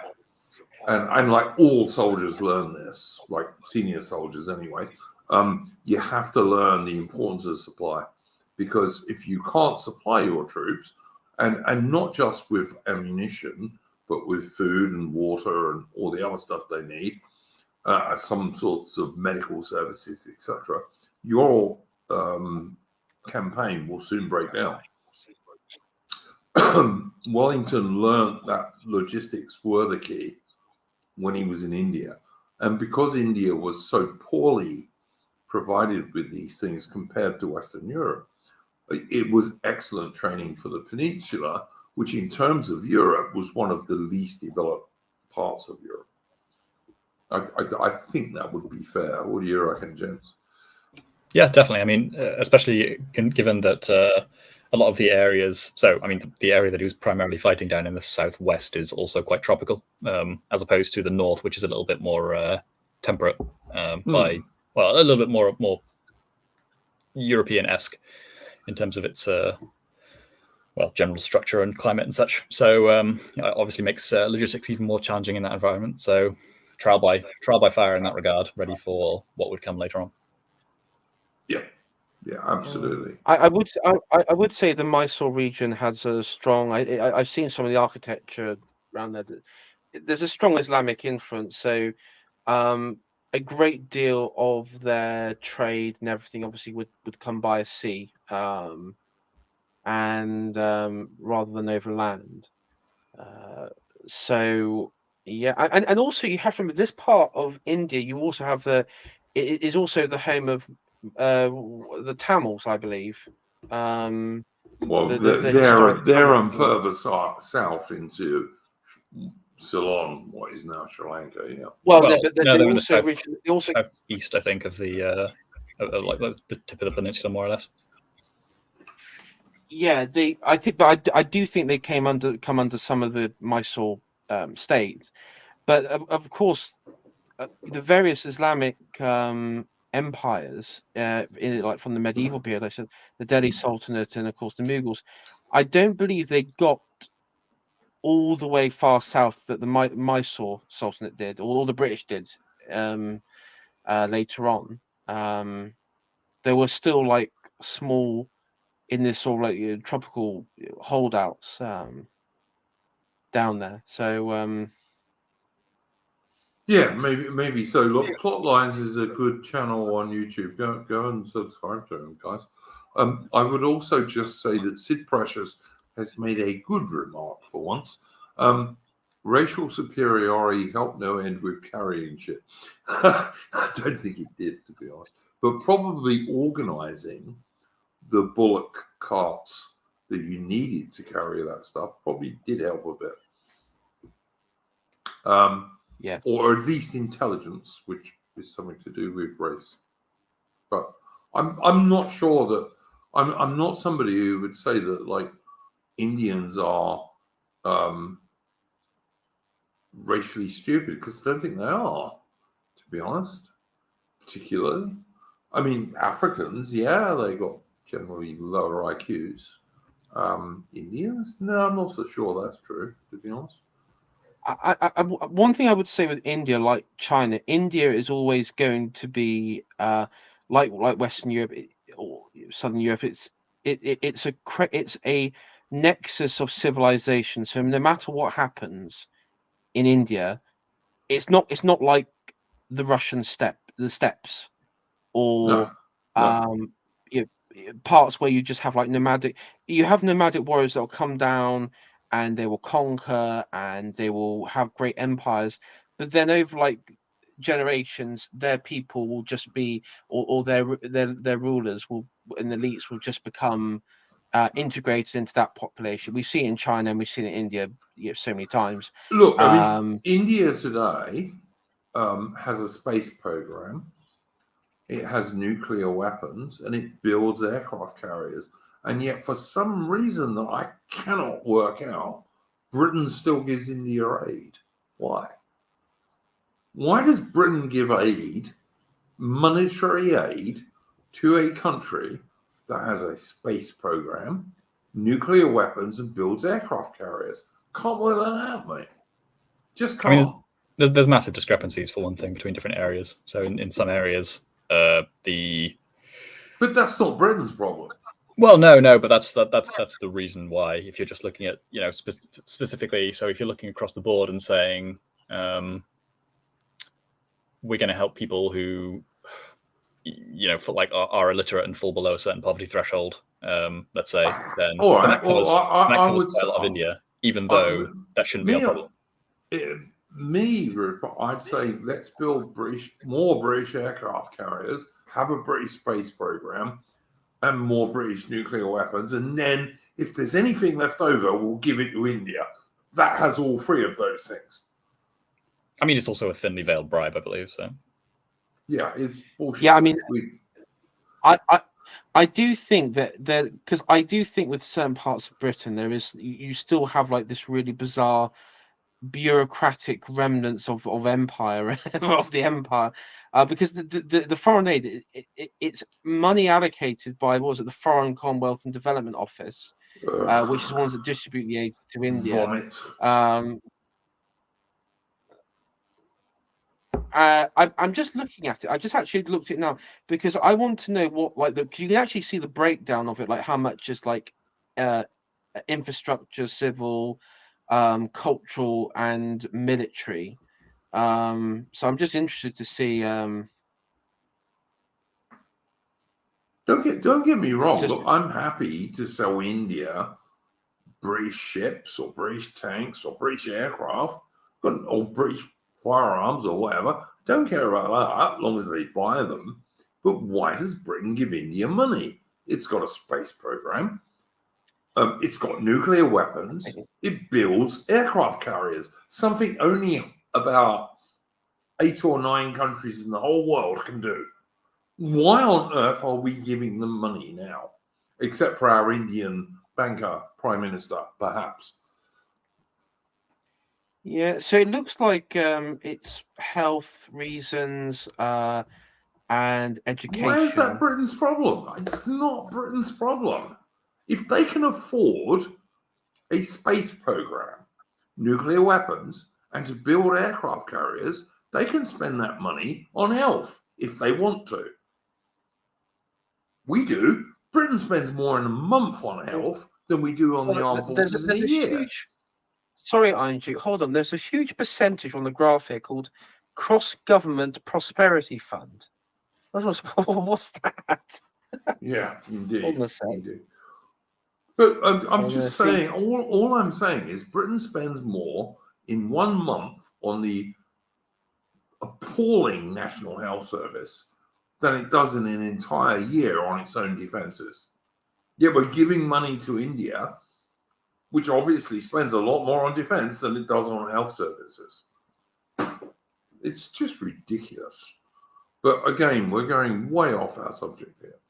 I mean, just on that final point, looking through the document, basically the government's justification is, well, this is how we exercise soft power over a former colony, basically. Right. Okay, sure, whatever. Yeah, I believe it. And then try and get a white Englishman, even if he was born in India, elected as Indian Prime Minister, and see how far you get. And I guarantee nowhere. Well, you do have a very small population. I don't know if it's in Pakistan or India now, but you do have a small population of Anglo-Indians, so people who are... Yes, but they don't get elected to power. Oh, no, they would never be elected to power. No, but we in Britain have Rishi Sunak, who's an Indian banker, who no one ever voted for, by the way, including even the members of the Conservative Party. But yeah, exactly. Anyway, look, guys, we're going way off our subject here, and we need to get on to the Peninsular War, given we're at 1 3/4 hours. So Wellington was put in charge of a force of about 9,000 men who were going to be sent on one of these useless British expeditions, which happened all the time in the early stages of the Revolutionary and French Napoleonic Wars, which were going to be sent on some useless expedition somewhere, generally to the West Indies, although in Wellington's case, it was going to be to Spanish South America. You guys would agree with that, I presume? Yes. So that was going to happen. But Napoleon, being the twat that he was, betrayed his alliance with Spain, removed the Spanish king. There were uprisings in Madrid and all over Spain, and then decided he was going to invade Portugal, which was Britain's one remaining ally on the continent at that stage. Again, would you guys agree with that? Yeah, didn't Napoleon blame the Spanish for Trafalgar? Wasn't that like one of the reasons why? Yeah, but this is well, maybe, but I mean, the point is he had an alliance with Spain, which he decided wasn't enough, and he was just going to take the country over. Yeah, because I think he just he felt the Spanish weren't committed, especially after Trafalgar. It was like, oh, this is like a potential problem. Even though some of the Spanish warships fought very hard at Trafalgar, even though they were inferior and lost, but yeah. Yeah, and yeah, I mean, you have to remember a lot of his alliances were either directly satellite states, that's Napoleon, that is, or his family members were nearly all of them, in fact. Were given titles. So, I mean, Spain was the exception in that because there was you had a separate. You didn't have the a direct control, I guess, and so it's probably why his armies marched in and Well, because you have to remember he usurped the existing monarch in favor of his brother Joseph, who was Yes, he did. Yes. made king of Spain, or proclaimed king of Spain. I don't know if he had a coronation or anything like that, but he was proclaimed king of Spain. Absolutely, he was. And most Spanish people rightly rejected him. Yes. Okay, let's see if this works. There we go. Well, isn't that where the term guerrilla, like guerrilla warfare, comes from? Yes, it is. The Little War. The Peninsula War. The Little War, yeah, it is. On the screen at the moment, guys, you'll see if you like make your screen full screen, you'll see it better. It's a map of the Spanish Portuguese peninsula. And the important thing to note about it, if you're a Brit, is that it is a peninsula and it's surrounded by water. And the only way in and out of it is through the Pyrenees Mountains between Spain and France. And what this meant from the British point of view was that the Royal Navy could dominate all of the water around much more than 3/4 of the peninsula, which is really important from the British point of view. This is why the British fought there at all, is because the Royal Navy could dominate all that area, and the only way the French can send reinforcements into the peninsula is via the Pyrenees Mountains, which is not the best way to do things. Also, Portugal was Britain's oldest ally, and when Napoleon was trying to do his continental system, which was a complete failure, and in fact it was the continental system really and its failure that led Napoleon to make the fatal mistake of trying to invade Russia in 1812.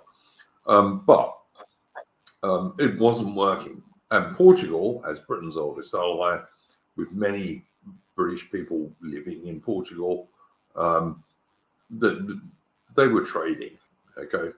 And Napoleon didn't like that at all. So he decided to betray his Spanish ally, as he would always betray anyone who went against him, and also try and invade Portugal.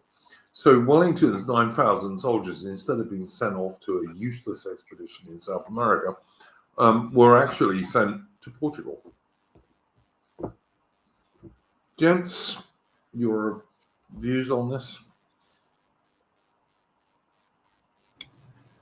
Yep, fairly accurate assessment, as I understand it. I'm not fully sure of the reason for the deposition, because it does seem strange. That is the deposition of the Spanish king, given that I as far as I recall, he was suspicious of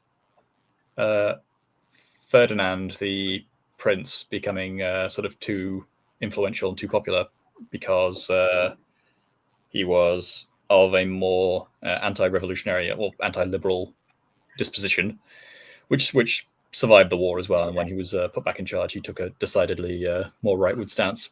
But it does seem very strange, just strategically, to take an ally and turn it into a something you've got to garrison, basically. A big time enemy. Yeah, absolutely right. Yeah. Well, you could say from his perspective, he didn't know that it was going to become a giant quagmire, but certainly it's something that it's an entity that would require occupation. So, just a strange decision in that regard. I think he was hoping that the I guess the Spanish people, or I do actually wonder, because if I remember correctly, the Catholic Church in Spain really were the sort of the rallying point for the Spanish cause of fighting back against the French. The godless French revolutionaries, there. Yes. Yeah, and I wondered if Napoleon underestimated the power of the Catholic Church in Spain, and just thought, oh well, these are just you know these people are sort of like backward, not modern, progressive, or whatever, and I will just roll in with my troops, and they will just accept it, like and that there's not going to be much in the way of pushback, and also then that secures my at least I know my western flank is in France is like secure from that perspective. But of course, I think that of course it didn't. It was the opposite. It actually emboldened and strengthened the church, I believe, and because you have to remember at that point, the Catholic Church in France was so heavily neutered. It couldn't really it didn't exercise any power at all, independent of. Well, the revolutionaries had killed most of the good French priests, so. Yeah, and the ones remaining were under Napoleon's one were aligned with the state. So yeah, 100%, yeah, 100%. But also, look, let us remember the French troops went in there and they crucified monks and priests on their church doors, and they raped nuns and chopped their heads off, and they weren't good guys. They really were not good guys. no.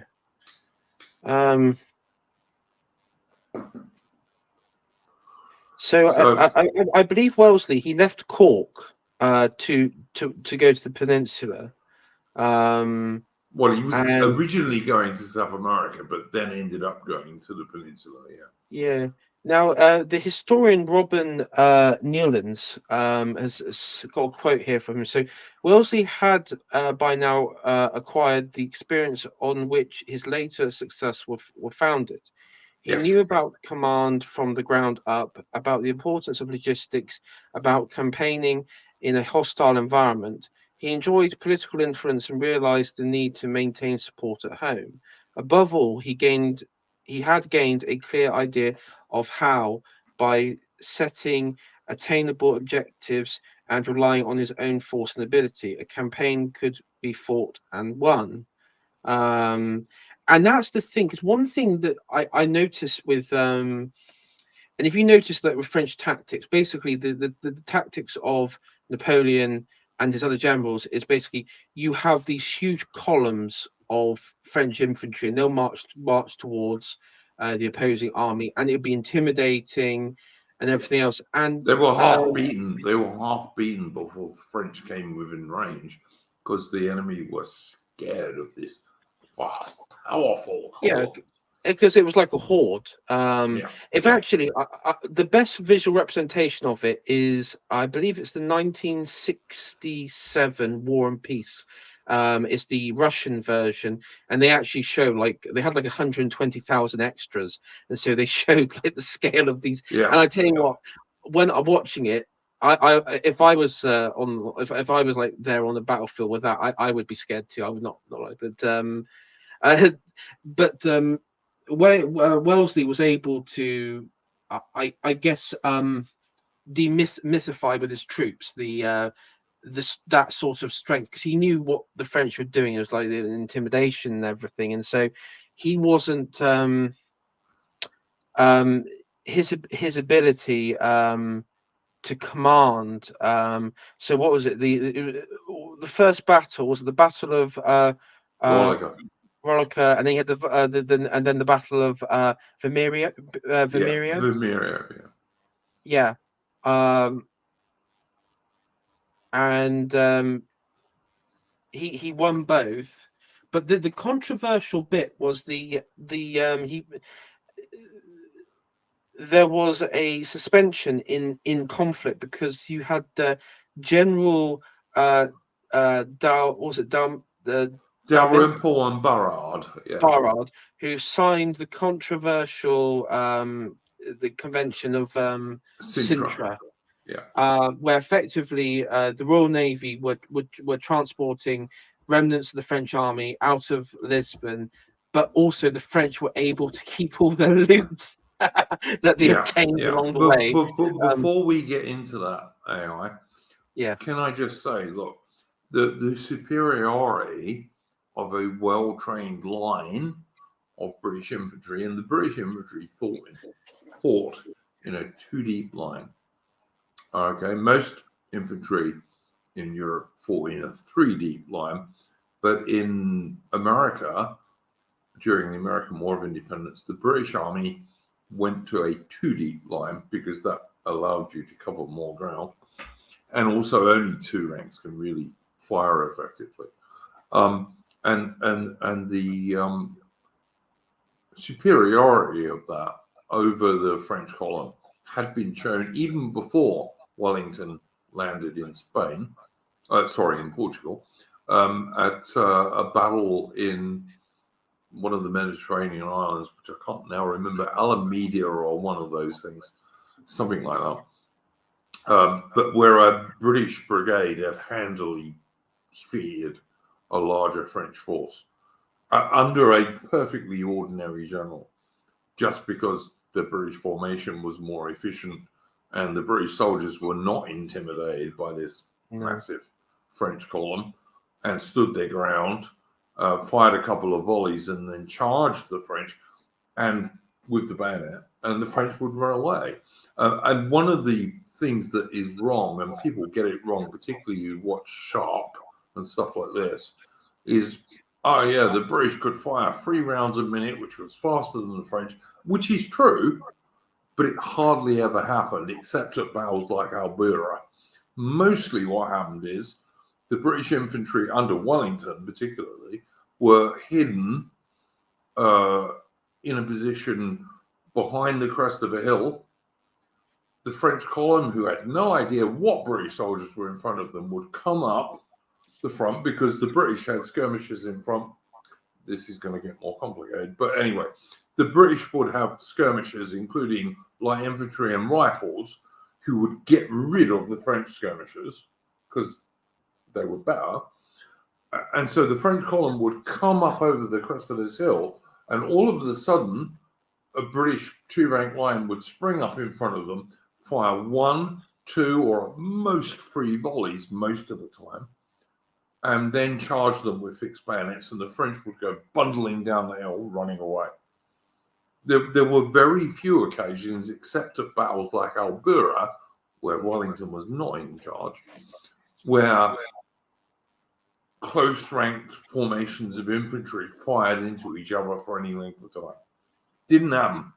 Very, very rare. The other thing I would just like to answer is Sid Precious. Would Sergeant Harper have been allowed to carry a blunderbuss? He didn't carry a blunderbuss, Sid Precious. He was carrying something called a knock gun, which was I think, a 9-barreled musket.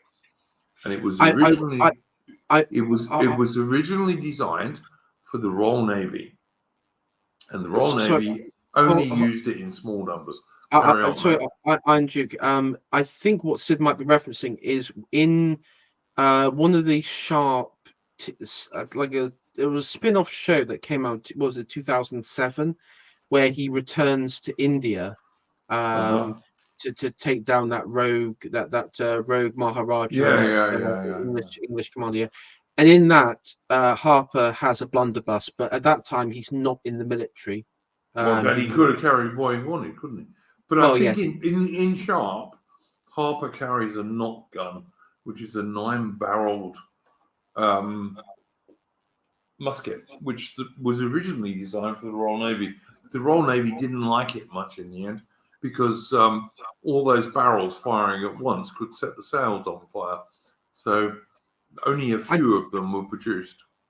But it's a real weapon. I do remember there was. I think it might. I don't know if it was in the books, but I remember in the TV show it's when I think Sharp, like this is when he first meets Harper, that they have like a punch up and then he arrests Harper. He arrests Harper and then they're attacked by French hussars, and Harper is able to get a musket, and he's fired. I don't know if it's a rifle or musket. I can't remember which. Would have been a rifle if it, because they're the rifles. They're the Yeah, 97. probably it would have been a rifle. Well, yeah, I believe it was a rifle, and he was able to fire, reload, fire again, taking out 2 hussars, and then on the third one he fires his ramrod or rod, and it goes into like the third hussar. Sounds like a I, TV thing to me, but yeah, all I was right. just going to say I don't believe that would be possible with the rod. Oh, look, guys did fire their ramrods when they were inexperienced soldiers. They did. Yeah, I was going to say because the powder would shoot up in your face and everything. Yeah, but I don't yeah. think it would kill many of the enemy, to be honest. But yeah, all right. Sorry, I've forgotten where we got to now. All right, so Wellington won these 2 battles pretty decisively. The first one, he had more men than the French, which was one of the very few times it happened. Second time, the forces were pretty evenly matched, but Wellington still won handily. Then you had this Convention of Sintra, which Wellington was blamed for, and because he signed it, but Wellington and even the other idiot general put above him didn't have anything to do with the negotiations. And it was a ridiculous, the convention was ridiculous. It allowed the French to be sailed home on Royal Navy and French ships with their loot, as you rightly said earlier. Yeah. But it had bugger all to do with Wellington, to be honest with you. Well, the thing though is, it was Wellesley and de Memple who were recalled to London to face a court of inquiry, and in that inquiry, Wellington agreed that he signed the Pyrenean armistice, but he did not sign the convention or negotiated it. Well, he didn't negotiate it at all. No, he had nothing to do. But he does state here, and this is from the I guess the notes from the inquiry. He does state that he did not sign the convention. He only signed the preliminary armistice, which is interesting because, of course, it's still noted in history that he did sign it but didn't negotiate it. So even in the court, he sort of doubled down, and it's like. But he was cleared. In the end, he was cleared. He didn't. And both the 2 senior officers above him who replaced him were never employed in active service again. Neither of them. But of course, Wellington was still superseded because they sent Sir Charles Moore out to Spain. Well, yeah. So because at that point Napoleon had entered Spain, and I believe this was the only time he actually did enter Spain. Yes. To put down a revolt. And he's a new commander. Was it Sir John Moore or Sir Charles Moore? It was Sir John Moore, actually. Sir John Moore was sent there, but Sir John Moore was a Whig, and the British government was mainly Whiggish, whereas Wellington was very definitely a Tory. But I mean a Tory in the sense of like the early 1800s, not today, when they're the so-called, in inverted commas, air quotes, conservative party. But Wellington was a Tory. So they sent Sir John Moore, who was a great trainer of troops, it has to be said, and in some respects, although it can be exaggerated, was the father of the British Light Infantry. But he didn't have a great reputation as a battlefield commander. He hadn't won many battles. In fact, he won I don't think he'd won any battles, to be honest with you, compared to Wellington. But nonetheless, Sir John Moore was put in charge, and for various reasons, some of which were political, charged his army of about 40,000 British soldiers, which was quite a lot of men for the British Army in those days. I do think Sir John. Right, let me finish a minute. I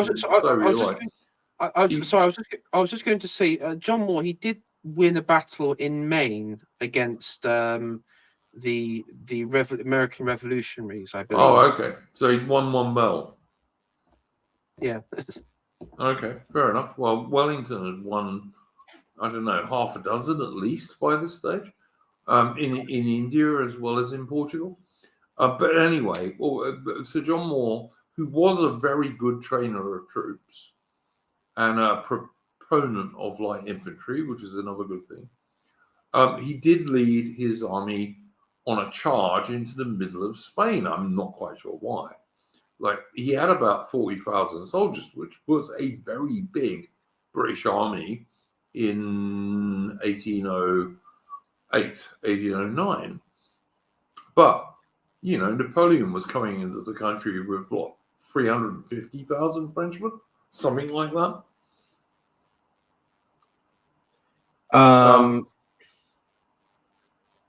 I'll just have a look at the figure. I've got the figures here, I believe. Just make sure they're from a good source, eh? Yeah, the only ones I've got is was it Jean de Salt? So, the French general. I don't know what. Much later. That's later. That was later, yeah. Yeah, and it was part of one of the French armies in Spain. But when Napoleon came into Spain with his Imperial Guard and most of the Grand Army, he had about 350,000 soldiers. And Sir John Moore, with 40,000 Brits, thinks he can go to Madrid and do what exactly? I'm not sure what his thinking was, to be honest. How do 40,000 blokes beat 350,000 blokes? I don't know how that's possible, even if the Brits are 3 times better than the French, which maybe they were. But how do you do that? And of course, what happened was Sir John Moore had to retreat over rough, bad roads in the middle of winter, lose half his army on the retreat, and eventually get to Corunna, where the Royal Navy could evacuate the survivors. Now, all right, the British army at Corunna defeated the French who were attacking them. At Corunna, the British army did absolutely defeat the French who attacked them to try and stop them embarking on the Royal Navy warships and transports. But the fact was, Sir John Moore was totally defeated. You can't a military theorist in the chat is saying defeating DL. There is no way 40,000 British soldiers in Madrid, which is pretty much in the middle of Spain, can beat 350,000 French soldiers. It's just not possible.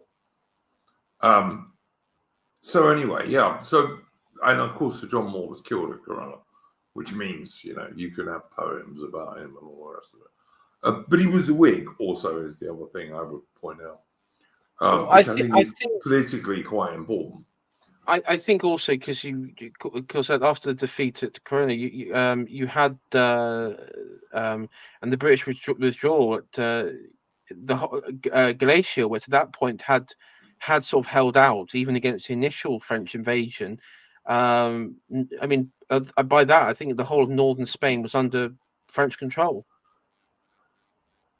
Well, most of Spain was under French control after. But I mean, no, what I'm saying was Galicia there was holdouts of holdouts at that beforehand. So yeah, sure, there were holdouts around Spain after Sir John Moore was defeated. Oh, sorry, after Sir John Moore's army was evacuated. But the point I'm trying to make is Sir John Moore's strategy, to me, is like not very sensible. Particularly in the light of the fact that the Spanish armies were repeatedly, and I mean repeatedly defeated by the French. I mean, they had one victory against the French, really, in the whole Peninsular War, on their own, controlled not by Wellington, but on their own forces. The French had one single victory against, the Spanish had one single victory against the French. But what were 40,000 troops going to do in Madrid, which is more or less in the center of Spain, against 350,000 Frenchmen, except get surrounded and defeated? Doesn't make any sense to me, but I mean, that's just me. You'll have to excuse me for a sec, guys. Please do carry on.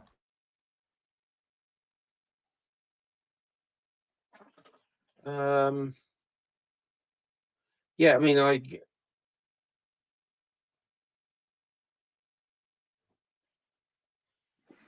said because unless he was aiming for a siege, but then that wouldn't make any sense for Madrid.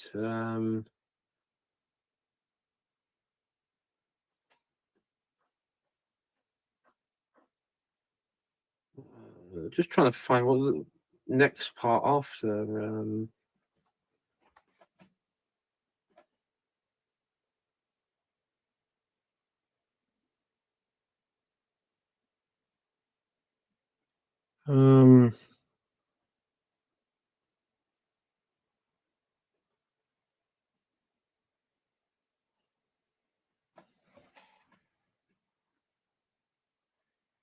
So what's the next part of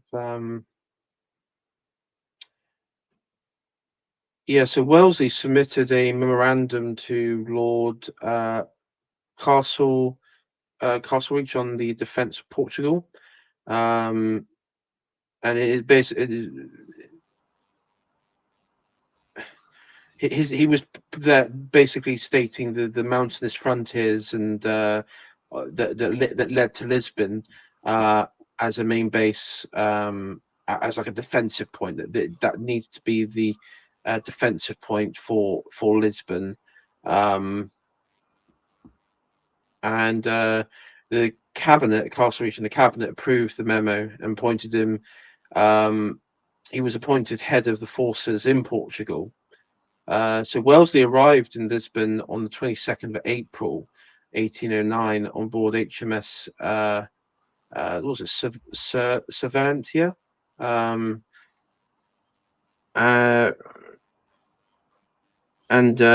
he immediately began with the Second Battle of Porto, and he routed Soult's army, the French troops at Porto.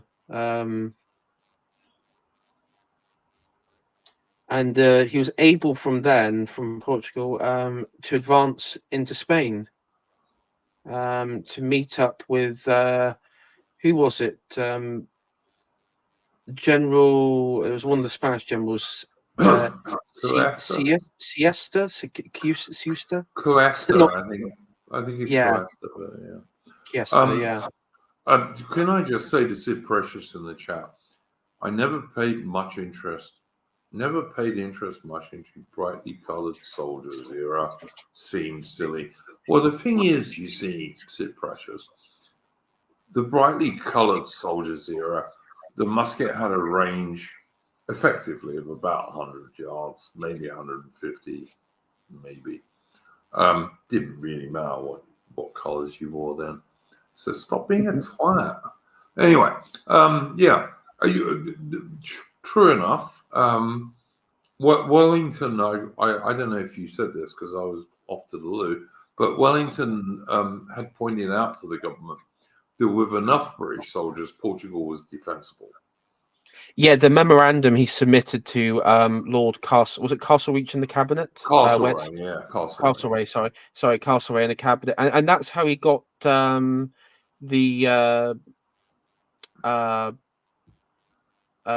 how he was appointed head of the British forces in Portugal.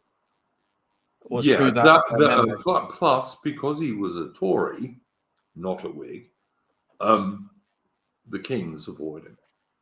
Yes.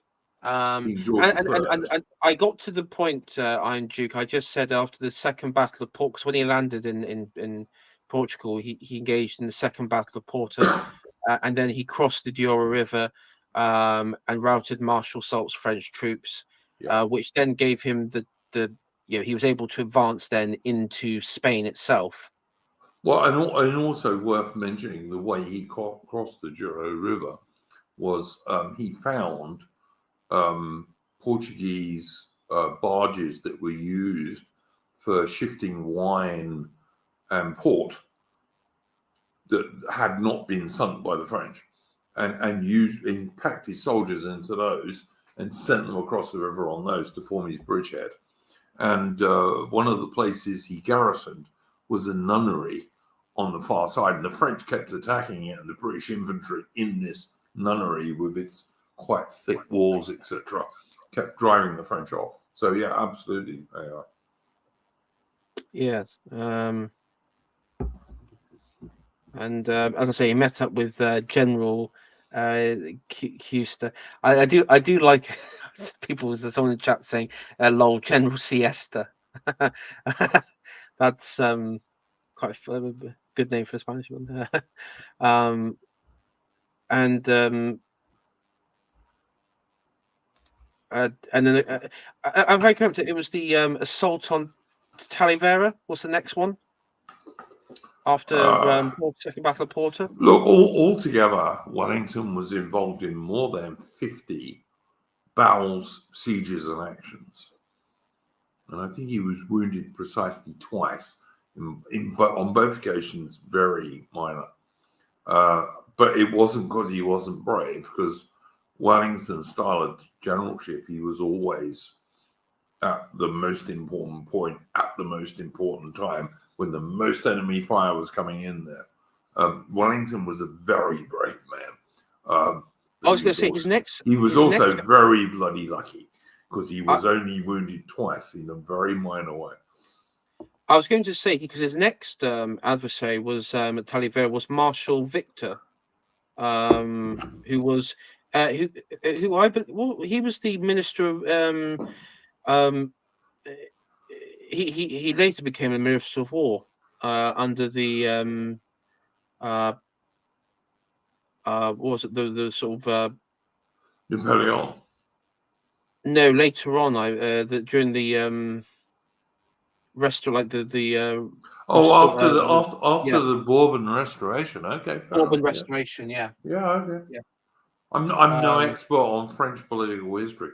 I would just say, like in the Peninsula, Wellington beat nearly all of the French marshals. Certainly all of the famous ones. Oh yeah. I mean, we'll say Marshal Victor was in command of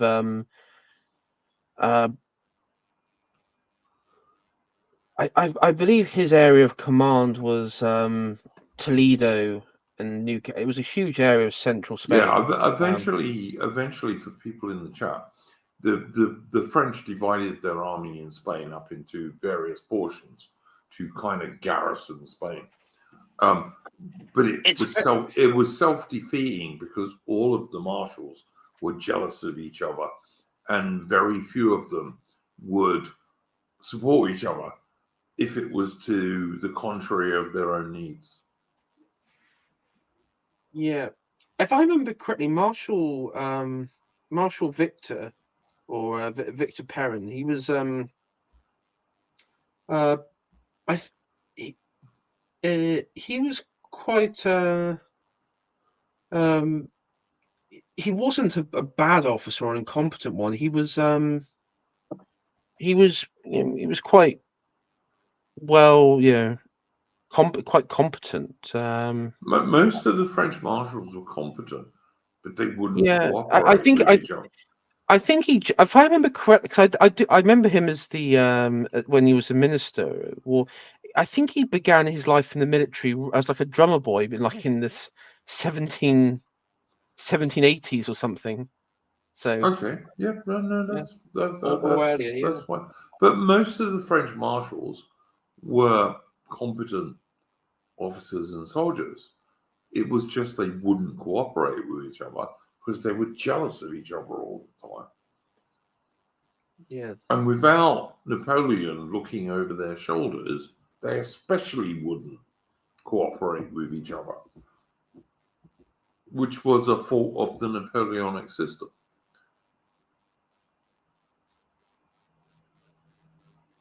If that makes any sense. David one in the chat says, in the Sharp series, there's an episode where deserters form a gang and army and pillage the countryside. How accurate is this?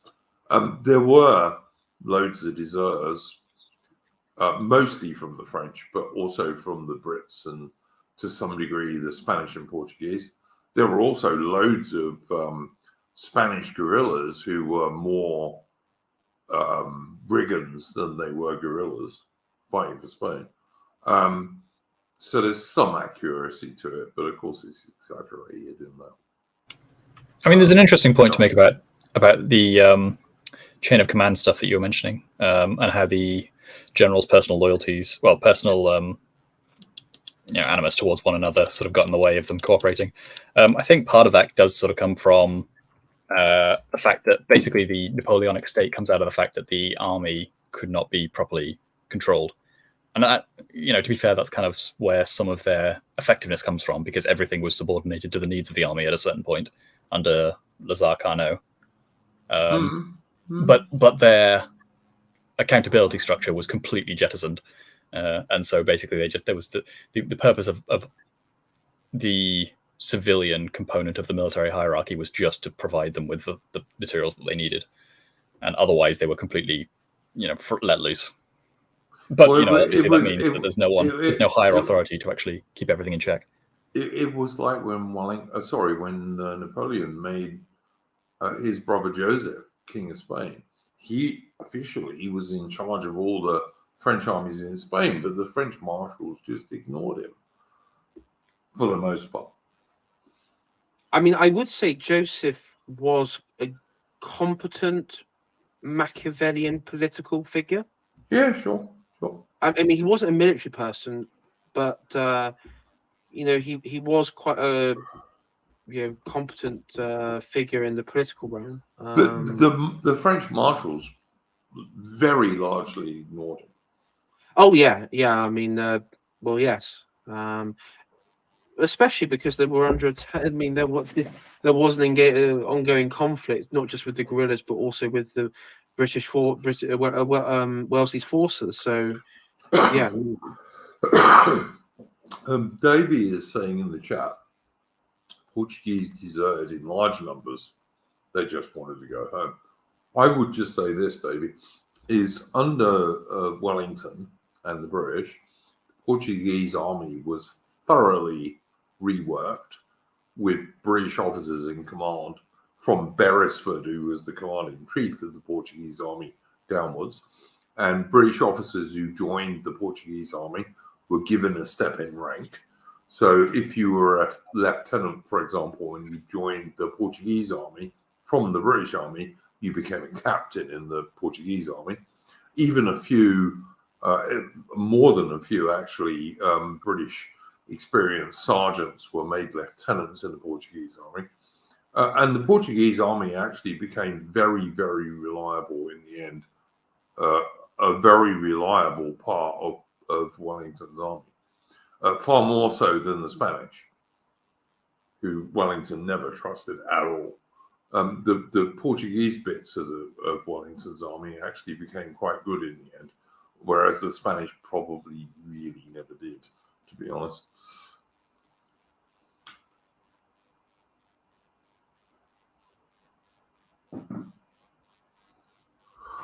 Sid Precious, what you're saying about women there happens in every war, in every place, in every time. Trust me.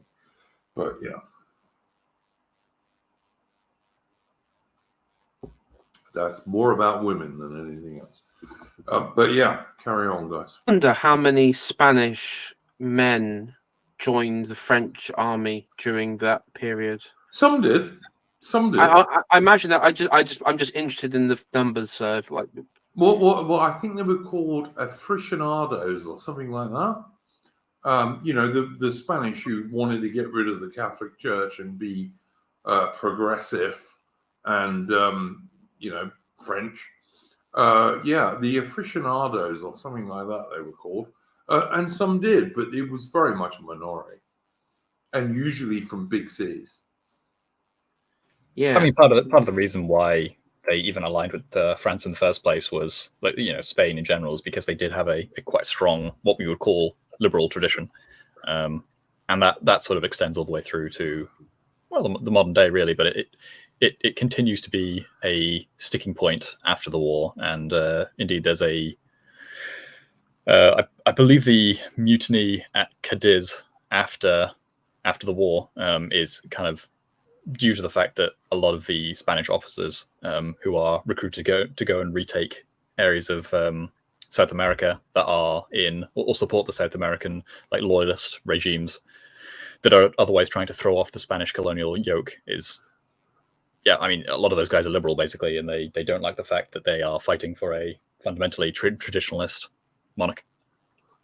Yeah, I agree with that. Davey, I don't agree with this. Like, I just try to explain this, and you can disagree if you like, but the Portuguese army, once it was reformed with British officers, etc., became a very good army, and it was actually very loyal.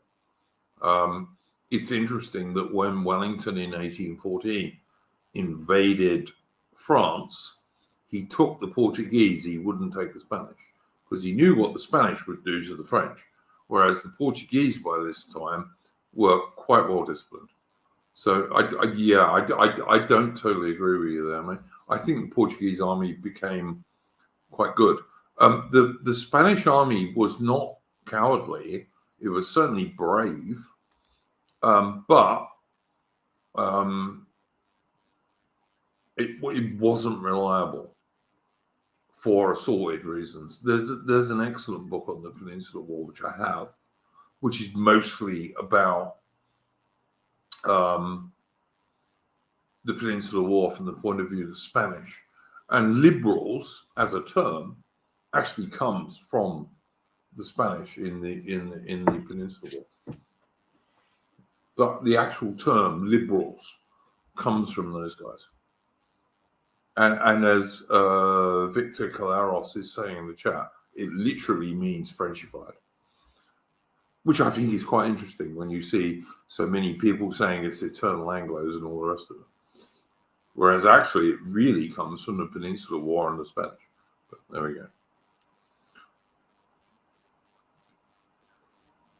But the Spanish soldiers quite often fought very bravely. And they did once win a big battle against the French, but once. And they kept trying to do it again, and they never did after that, sadly for them.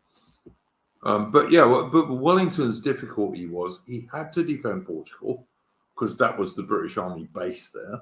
And of course, that's when which is the next subject I want to talk about, began the lines of Torres Vedras. But at the same time, the ultimate aim always, of course, was to not only liberate Portugal, but to liberate Spain as well, and then to go into France. And of course, Wellington managed this against every sort of obstacle you could think, including his own government. Wellington was able to defend Portugal. He was able to make advances into Spain, beat the French, and then retire back into Portugal again. He never had enough men to be able to actually hold the ground that he'd captured in Spain, if that makes any sense. Because the French always had vastly more men than he did. Even if he had the Portuguese army with him, which was about, I don't know, somewhere between a quarter and a third of his British forces, and whatever Spanish troops were or were not going to cooperate more or less with him. So this was Wellington's problem. This is why I like the portrait I used for our thumbnail, which is the Goya portrait of Wellington, because I think it shows the extreme strain the poor bastard was under when he was commanding in the Peninsula. I think it shows a bit of that in his eyes. Yes, I'm going to have to head off in a second, Duke. But before I do, Yeah. I've actually been towards the end of the Peninsular War.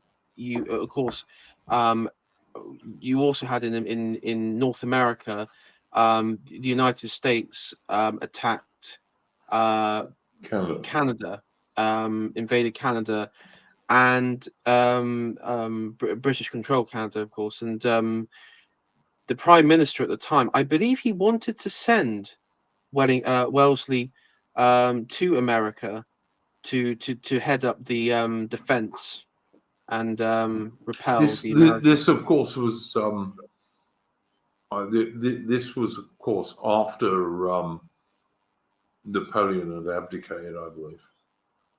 I believe it was late 1814. So yeah, I think it was. Yeah, it was. Napoleon was already on Elba. Yeah. And Wellington turned around and said, "What the devil is there to attack?" In terms of the Americans, which is really true. I mean, Britain took Washington, built all and burnt the public buildings, but what else were you going to attack there? I mean, the way Britain won that war, and they did win it, whatever the Americans may say, is to defeat the 3 American invasions of Canada, all of which were quite handily defeated, and then blockade the whole of the American coast, basically stop all their trade, and the American and capture or blockade all of their relatively few warships. The Americans said, "Okay, we've had enough of this," and so they signed a peace treaty in 1814. Unfortunately, the Battle of New Orleans, which the Americans like to go on about, was actually fought after the peace had been signed, but no one knew that at the time. So there we go. I mean, the only thing I would say is Wellesley. His argument was, well, I don't want to go to North America because I'm needed here in Europe, where it's the action. And he kind of insinuates that, let's be honest, the Americans are not really a significant threat. I mean, they were to Canada, but they weren't to anywhere else. Yeah. Well. I mean, yeah. But at that, even by 1814, the American invasion was quite defeated. They defeated it. Yeah, it was defeated, and any attempts for another campaign was not happening. It was at that point it was not happening at all. No, the Americans tried to invade Canada 3 times. They were beaten 3 times. They gave up. Yes. Yeah, and to be fair to Americans in that era, many Americans didn't want to fight that war anyway. It was only some that thought Canada would fall like a ripe plum into the American lap, which of course. Well, they were hoping patriot movements in Canada would rise up, and Whereas what actually was the case was that many of the loyalist Americans, and bear in mind this was only like 30 years after the American War of Independence, many of the loyalist Americans had moved to Canada. And the last thing they wanted was the Americans coming after them again. Even the French in Quebec almost all supported the Crown rather than the Americans. Yes. No, that's right. And of course, then you had the native, the sort of native tribes. Also, mostly supported the British. Yeah, supported the British Crown. One wonders why, but yeah. Okay. You wouldn't believe it today, mind you, if you watch Canadian politics in the modern world. But back then, yeah. I mean, where did Sitting Bull go after the Battle of Little Bighorn in 1774? I think it was. Where did he go after that? Or was it 1776? Sorry, 1876. I think it was 1876. Where did he go after the Battle of Little Bighorn, where they destroyed Custer? Yeah, Canada. They went to Canada because it was the one place they wouldn't get murdered. But yeah, okay. But look at the American native, the Canadian native so-called first people today. Canadians were the worst bastards in the entire world. Well, it's just such a lie. Well, the thing there was never a westward push in Canada compared to what happened in compared to United Well, I States. mean, there was, but they just Well, yeah, didn't, not they not just, not. they It just didn't didn't uproot the kill native those. tribe. No, It they didn't didn't uproot the kill native those. tribe. They didn't kill them. No. No, it didn't. It didn't. But there were large parts of even Canada today, but large parts then where the demographic of the natives in their regions didn't change significantly. Not. I mean, you could argue, okay, if you're within a matter of what 10 years, the whole like area that your tribe is in is basically got these towns and settlements forming up, and but you can't really say that in Canada because it was. I mean, large parts of Canada, even today, are sparsely populated. Yeah. And look, but if you watch modern native Canadian dudes, so-called First Nations people, all you hear is how vile the Brits were, which is, it's just a lie. But I mean, it's a lie when they talk about it to the in regard to the Americans to a large degree, but it's a total lie when they talk about Canada about it. It's just look, it's just anti-white propaganda basically. But I mean, this stream has gone so far off course. I would question so often. It's unbelievable. Well, yes, a lot of it is, and I mean, I believe with. I mean, there's been obviously like in Australia as well. There's a great effort by factions, Canada and Australia, to decouple and remove the heritage of the British identity that comes with being an Australian or a Canadian. Yep, for sure. Speaking as an Englishman who lives in Australia, that's 100% true. Because I mean, like 70 years. I mean, even like there was that films question like on the like Vox Pox questioning films that you have like from 70 years ago in Australia, and people still refer themselves as like Australian British or British Australian or what, or they didn't. Yeah. It wasn't like a separate identity like we have now, and it's Oh look, mate, the Anzacs, the famous Anzacs at Gallipoli, and who later fought in France in World War One. The majority of them were either first or second generation British immigrants. Yeah. The majority. Yeah. Anyway, Andrew, thanks for having me on. I'm gonna head off now, if that's all right. No worries, mate. No worries. Thank you very much for joining us. That's all right, and yeah, it's been a good stream. I think it's. I don't know. I just think we've gone off topic far too much, but that's my fault because I shouldn't have let it. But there we go. I mean, we've covered the Indian. I mean, we covered quite essentially his Indian campaign. So that was like the main one because that was like the early history aspect of him. Yeah, so. I might have to do another stream on the Peninsular War. I think because I mean later on. I'm not the next one I'm going to do is on Nelson, but yeah, at some stage I'll do an. I recommend people, maybe Andrew, I don't know if you've read it, but people in chat, Charles Oman on the Peninsular War. That's quite yeah, it's a great book. It's a great book. I don't know if he was actually he was in the army at the time. I don't know if he was. Nor am I, but it's one of the standard histories. But I know that he was.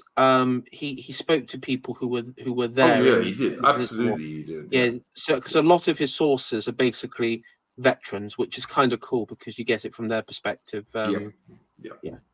No, absolutely. Oman's book on the Peninsular War is essential reading if you want to have some idea what's going on there. But there are many others. There are loads of books on the Peninsular War. Yeah. But yeah, thanks for joining us. You're most welcome. Thank you. Yeah. Yeah. So where did we get to?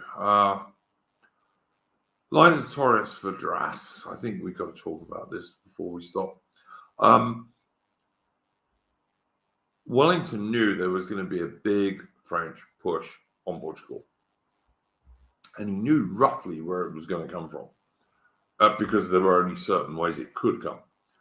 So in secret, using loads of Portuguese peasants, etc., he built the lines of Torres Vedras, which were basically 3 lines of defense.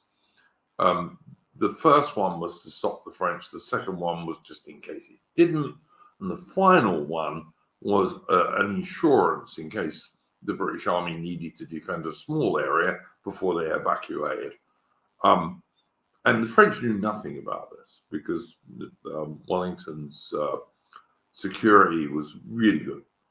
So when the French marched into this area, they suddenly found defense lines, like there were hills that were scarped to make them into fortresses with batteries on the top of every single hill, trench lines, and other fortifications. The French just had no chance of forcing, no matter what they did. And Wellington had also had all of the peasants from that area evacuated with all their livestock and all their crops, and the crops that they couldn't evacuate, they destroyed. So the French arrived in this zone and they sat down in front of it for week after week after week as the French army, which absolutely depended on stealing food from local peasants because they didn't really have much of a supply service. The French army basically sat there starving and becoming more and more starved week after week. They tried a couple of very ineffective, half-hearted attacks against some of these positions, which completely failed, and then had to retreat. And that was the end of all French ambitions of invading Portugal again. So that was the lines of Torres Vedras. You got anything to add to that, Rupert? No, not too much. So yeah, there was that. And then gradually, as French troops were reduced in the peninsula due to Napoleon's ongoing ideas of like running the whole wide world and producing the Grand Army for Russia, for example, in 1812, Wellington was able to get more ambitious. And also because he'd had more and more success, he was gradually reinforced with more soldiers. So that the British army was becoming relatively stronger while the French army was becoming relatively weaker, even though the French still outnumbered the British more than 2-1 in the whole of the peninsula. But Wellington was able to use this to advance. His weakness was in engineers and siege artillery because the British government would not send him enough heavy guns and engineers. And back then, what is today the Royal Engineers was divided. The Royal Engineers were officers, whereas the other ranks of what is today the Royal Engineers were in those days the Royal Sappers and Miners. And of course, this made them weaker because the officers were not always with the blokes they would command in more. And in the siege, of course, your engineers are extremely important. So yeah, but anyway, Wellington was able to overcome all this stuff. After 1812, Napoleon took even more soldiers out of the peninsula because he was trying to replace the army he had totally squandered in Russia for no purpose. And Wellington was eventually able to invade southern France. So by 1814, when Napoleon's up fighting the Battle of the Nations at Leipzig and all this kind of stuff, Wellington and the British Army are already in southern Spain. And Wellington carried on his policies of not stealing from the peasants and being quite strict on soldiers who did.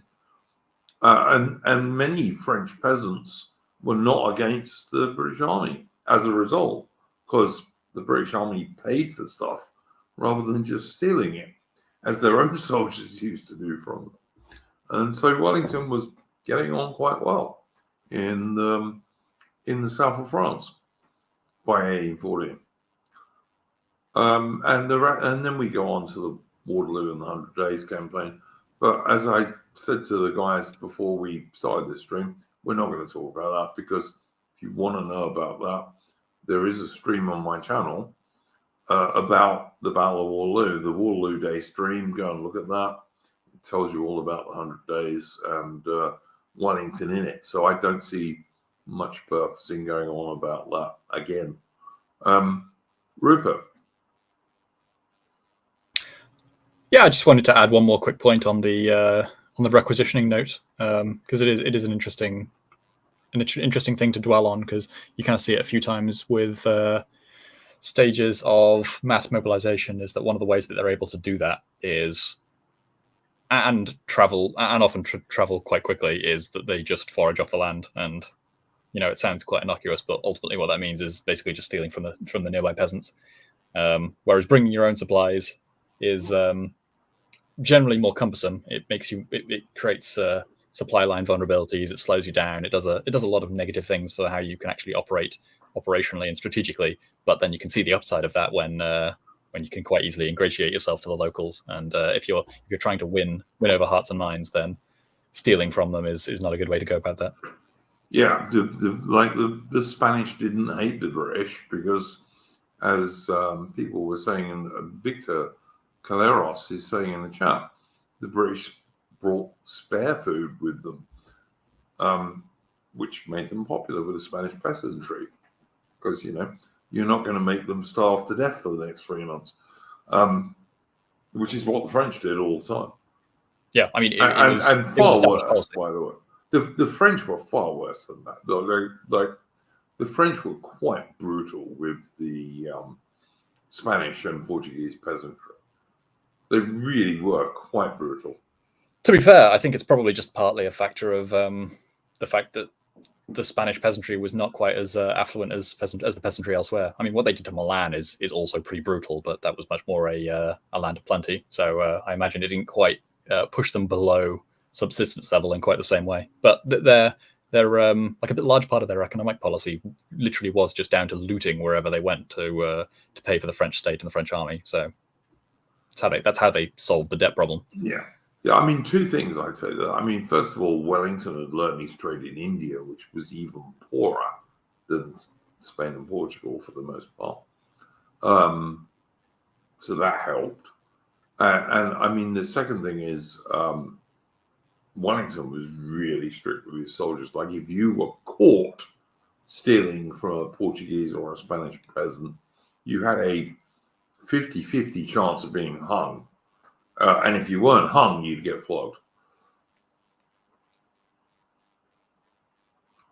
Yeah, I mean, it has. So there's obviously the element of like wanting your soldiers to not, to act honorably and not misrepresent your army and the state and all that, and ingratiate yourself with the peasantry. But there is also the element of if you allow them to act unruly like that, then it might make them more difficult to control from a military perspective as well. So yep, absolutely. Has multiple functions.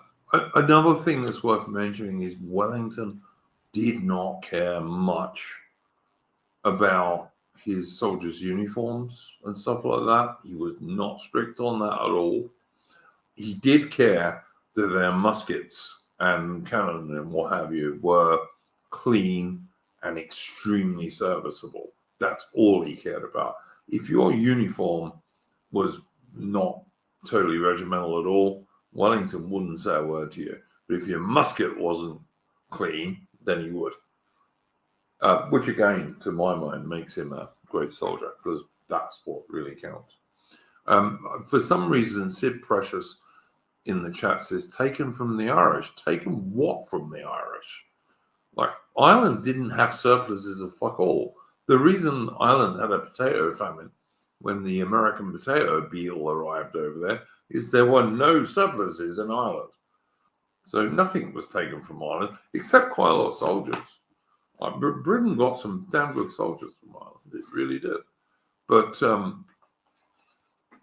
Well, to my understanding, the problem with the potato blight was because they were a little bit too reliant on a single crop. So it was just potatoes. Yeah, their food supply was not as diversified as it sort of needed to be. But they were capable of providing surpluses in other ways. But for a variety of reasons, that got sort of disrupted. So at one point, they had quite a thriving cattle industry, I believe. So they would export quite a lot of beef.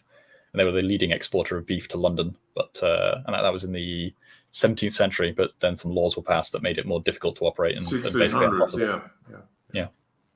No, that makes sense. Titus says, did Wellington ever meet King George III or IV? I'm sure he met both of them. I'd be surprised if he didn't, to be honest.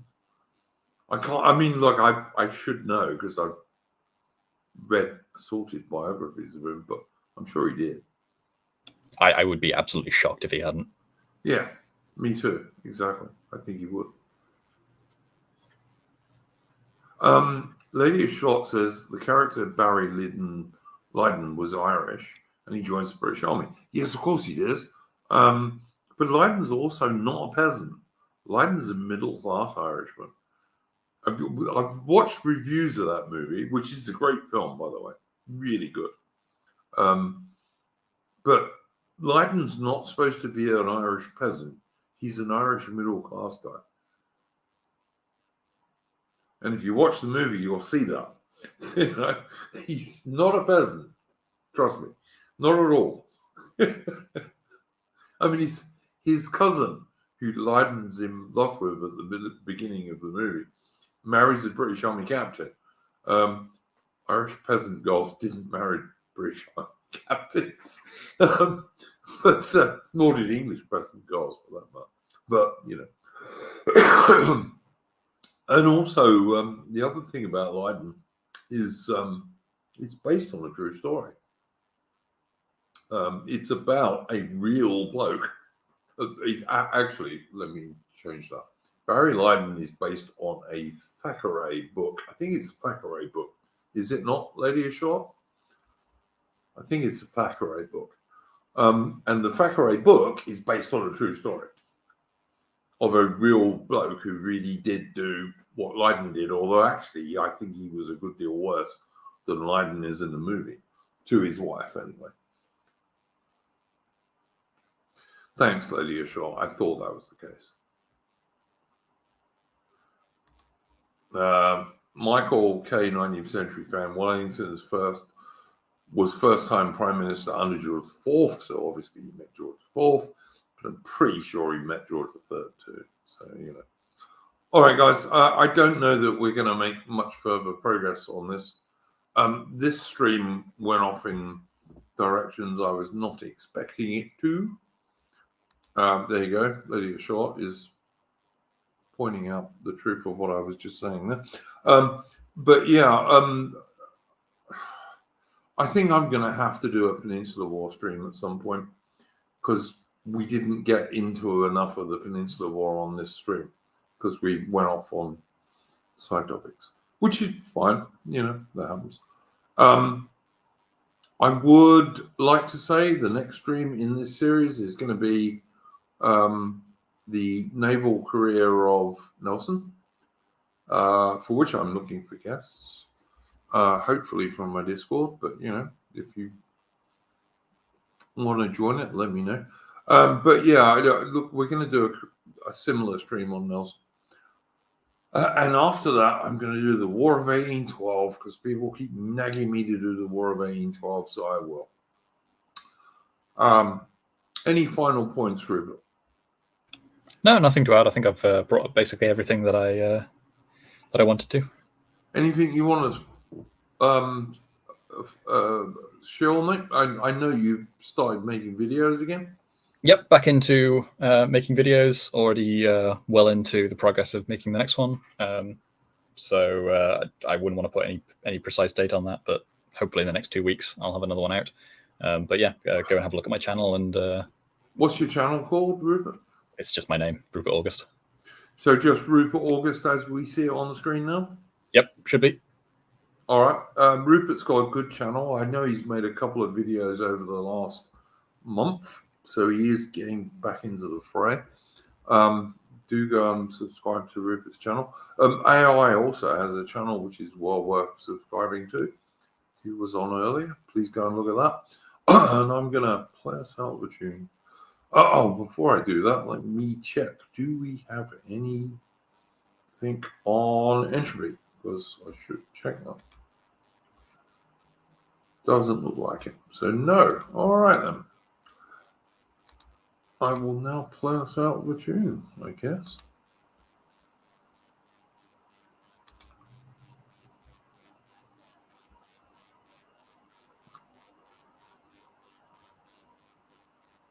What the fuck is happening? Oh, I see what we're doing. Sorry, guys.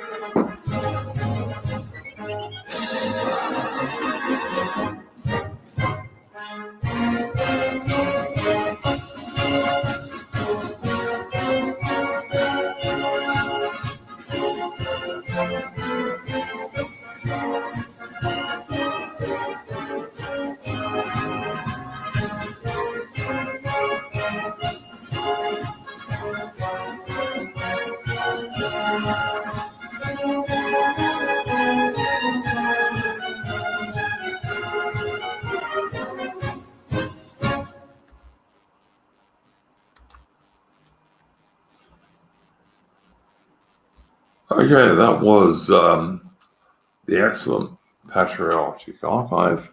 Do go and subscribe to his channel if you like British, Commonwealth, and other military and patriotic music. Thank you very much to my guests, Rupert August and AI Tory. Thanks for having me on again. Oh, you're always welcome, Rupert, you know that. Yeah, and thanks to the audience for watching us. I'm sorry, I think this was a poor stream from my point of view because it didn't script it well enough. But anyway, never mind. But nothing to do with the guests. The guests were great. It was my fault. I didn't organize it well enough, and we spent too long on some stuff and not long enough on others. So I will at some stage do a Peninsular War stream, which we probably need to do, or I need to do anyway. So yeah, thank you again, Rupert and AI, and thanks for watching us. And we will see you on Saturday evening UK time for the next Splendid Isolation stream. Go well, folks. Bye, Paul.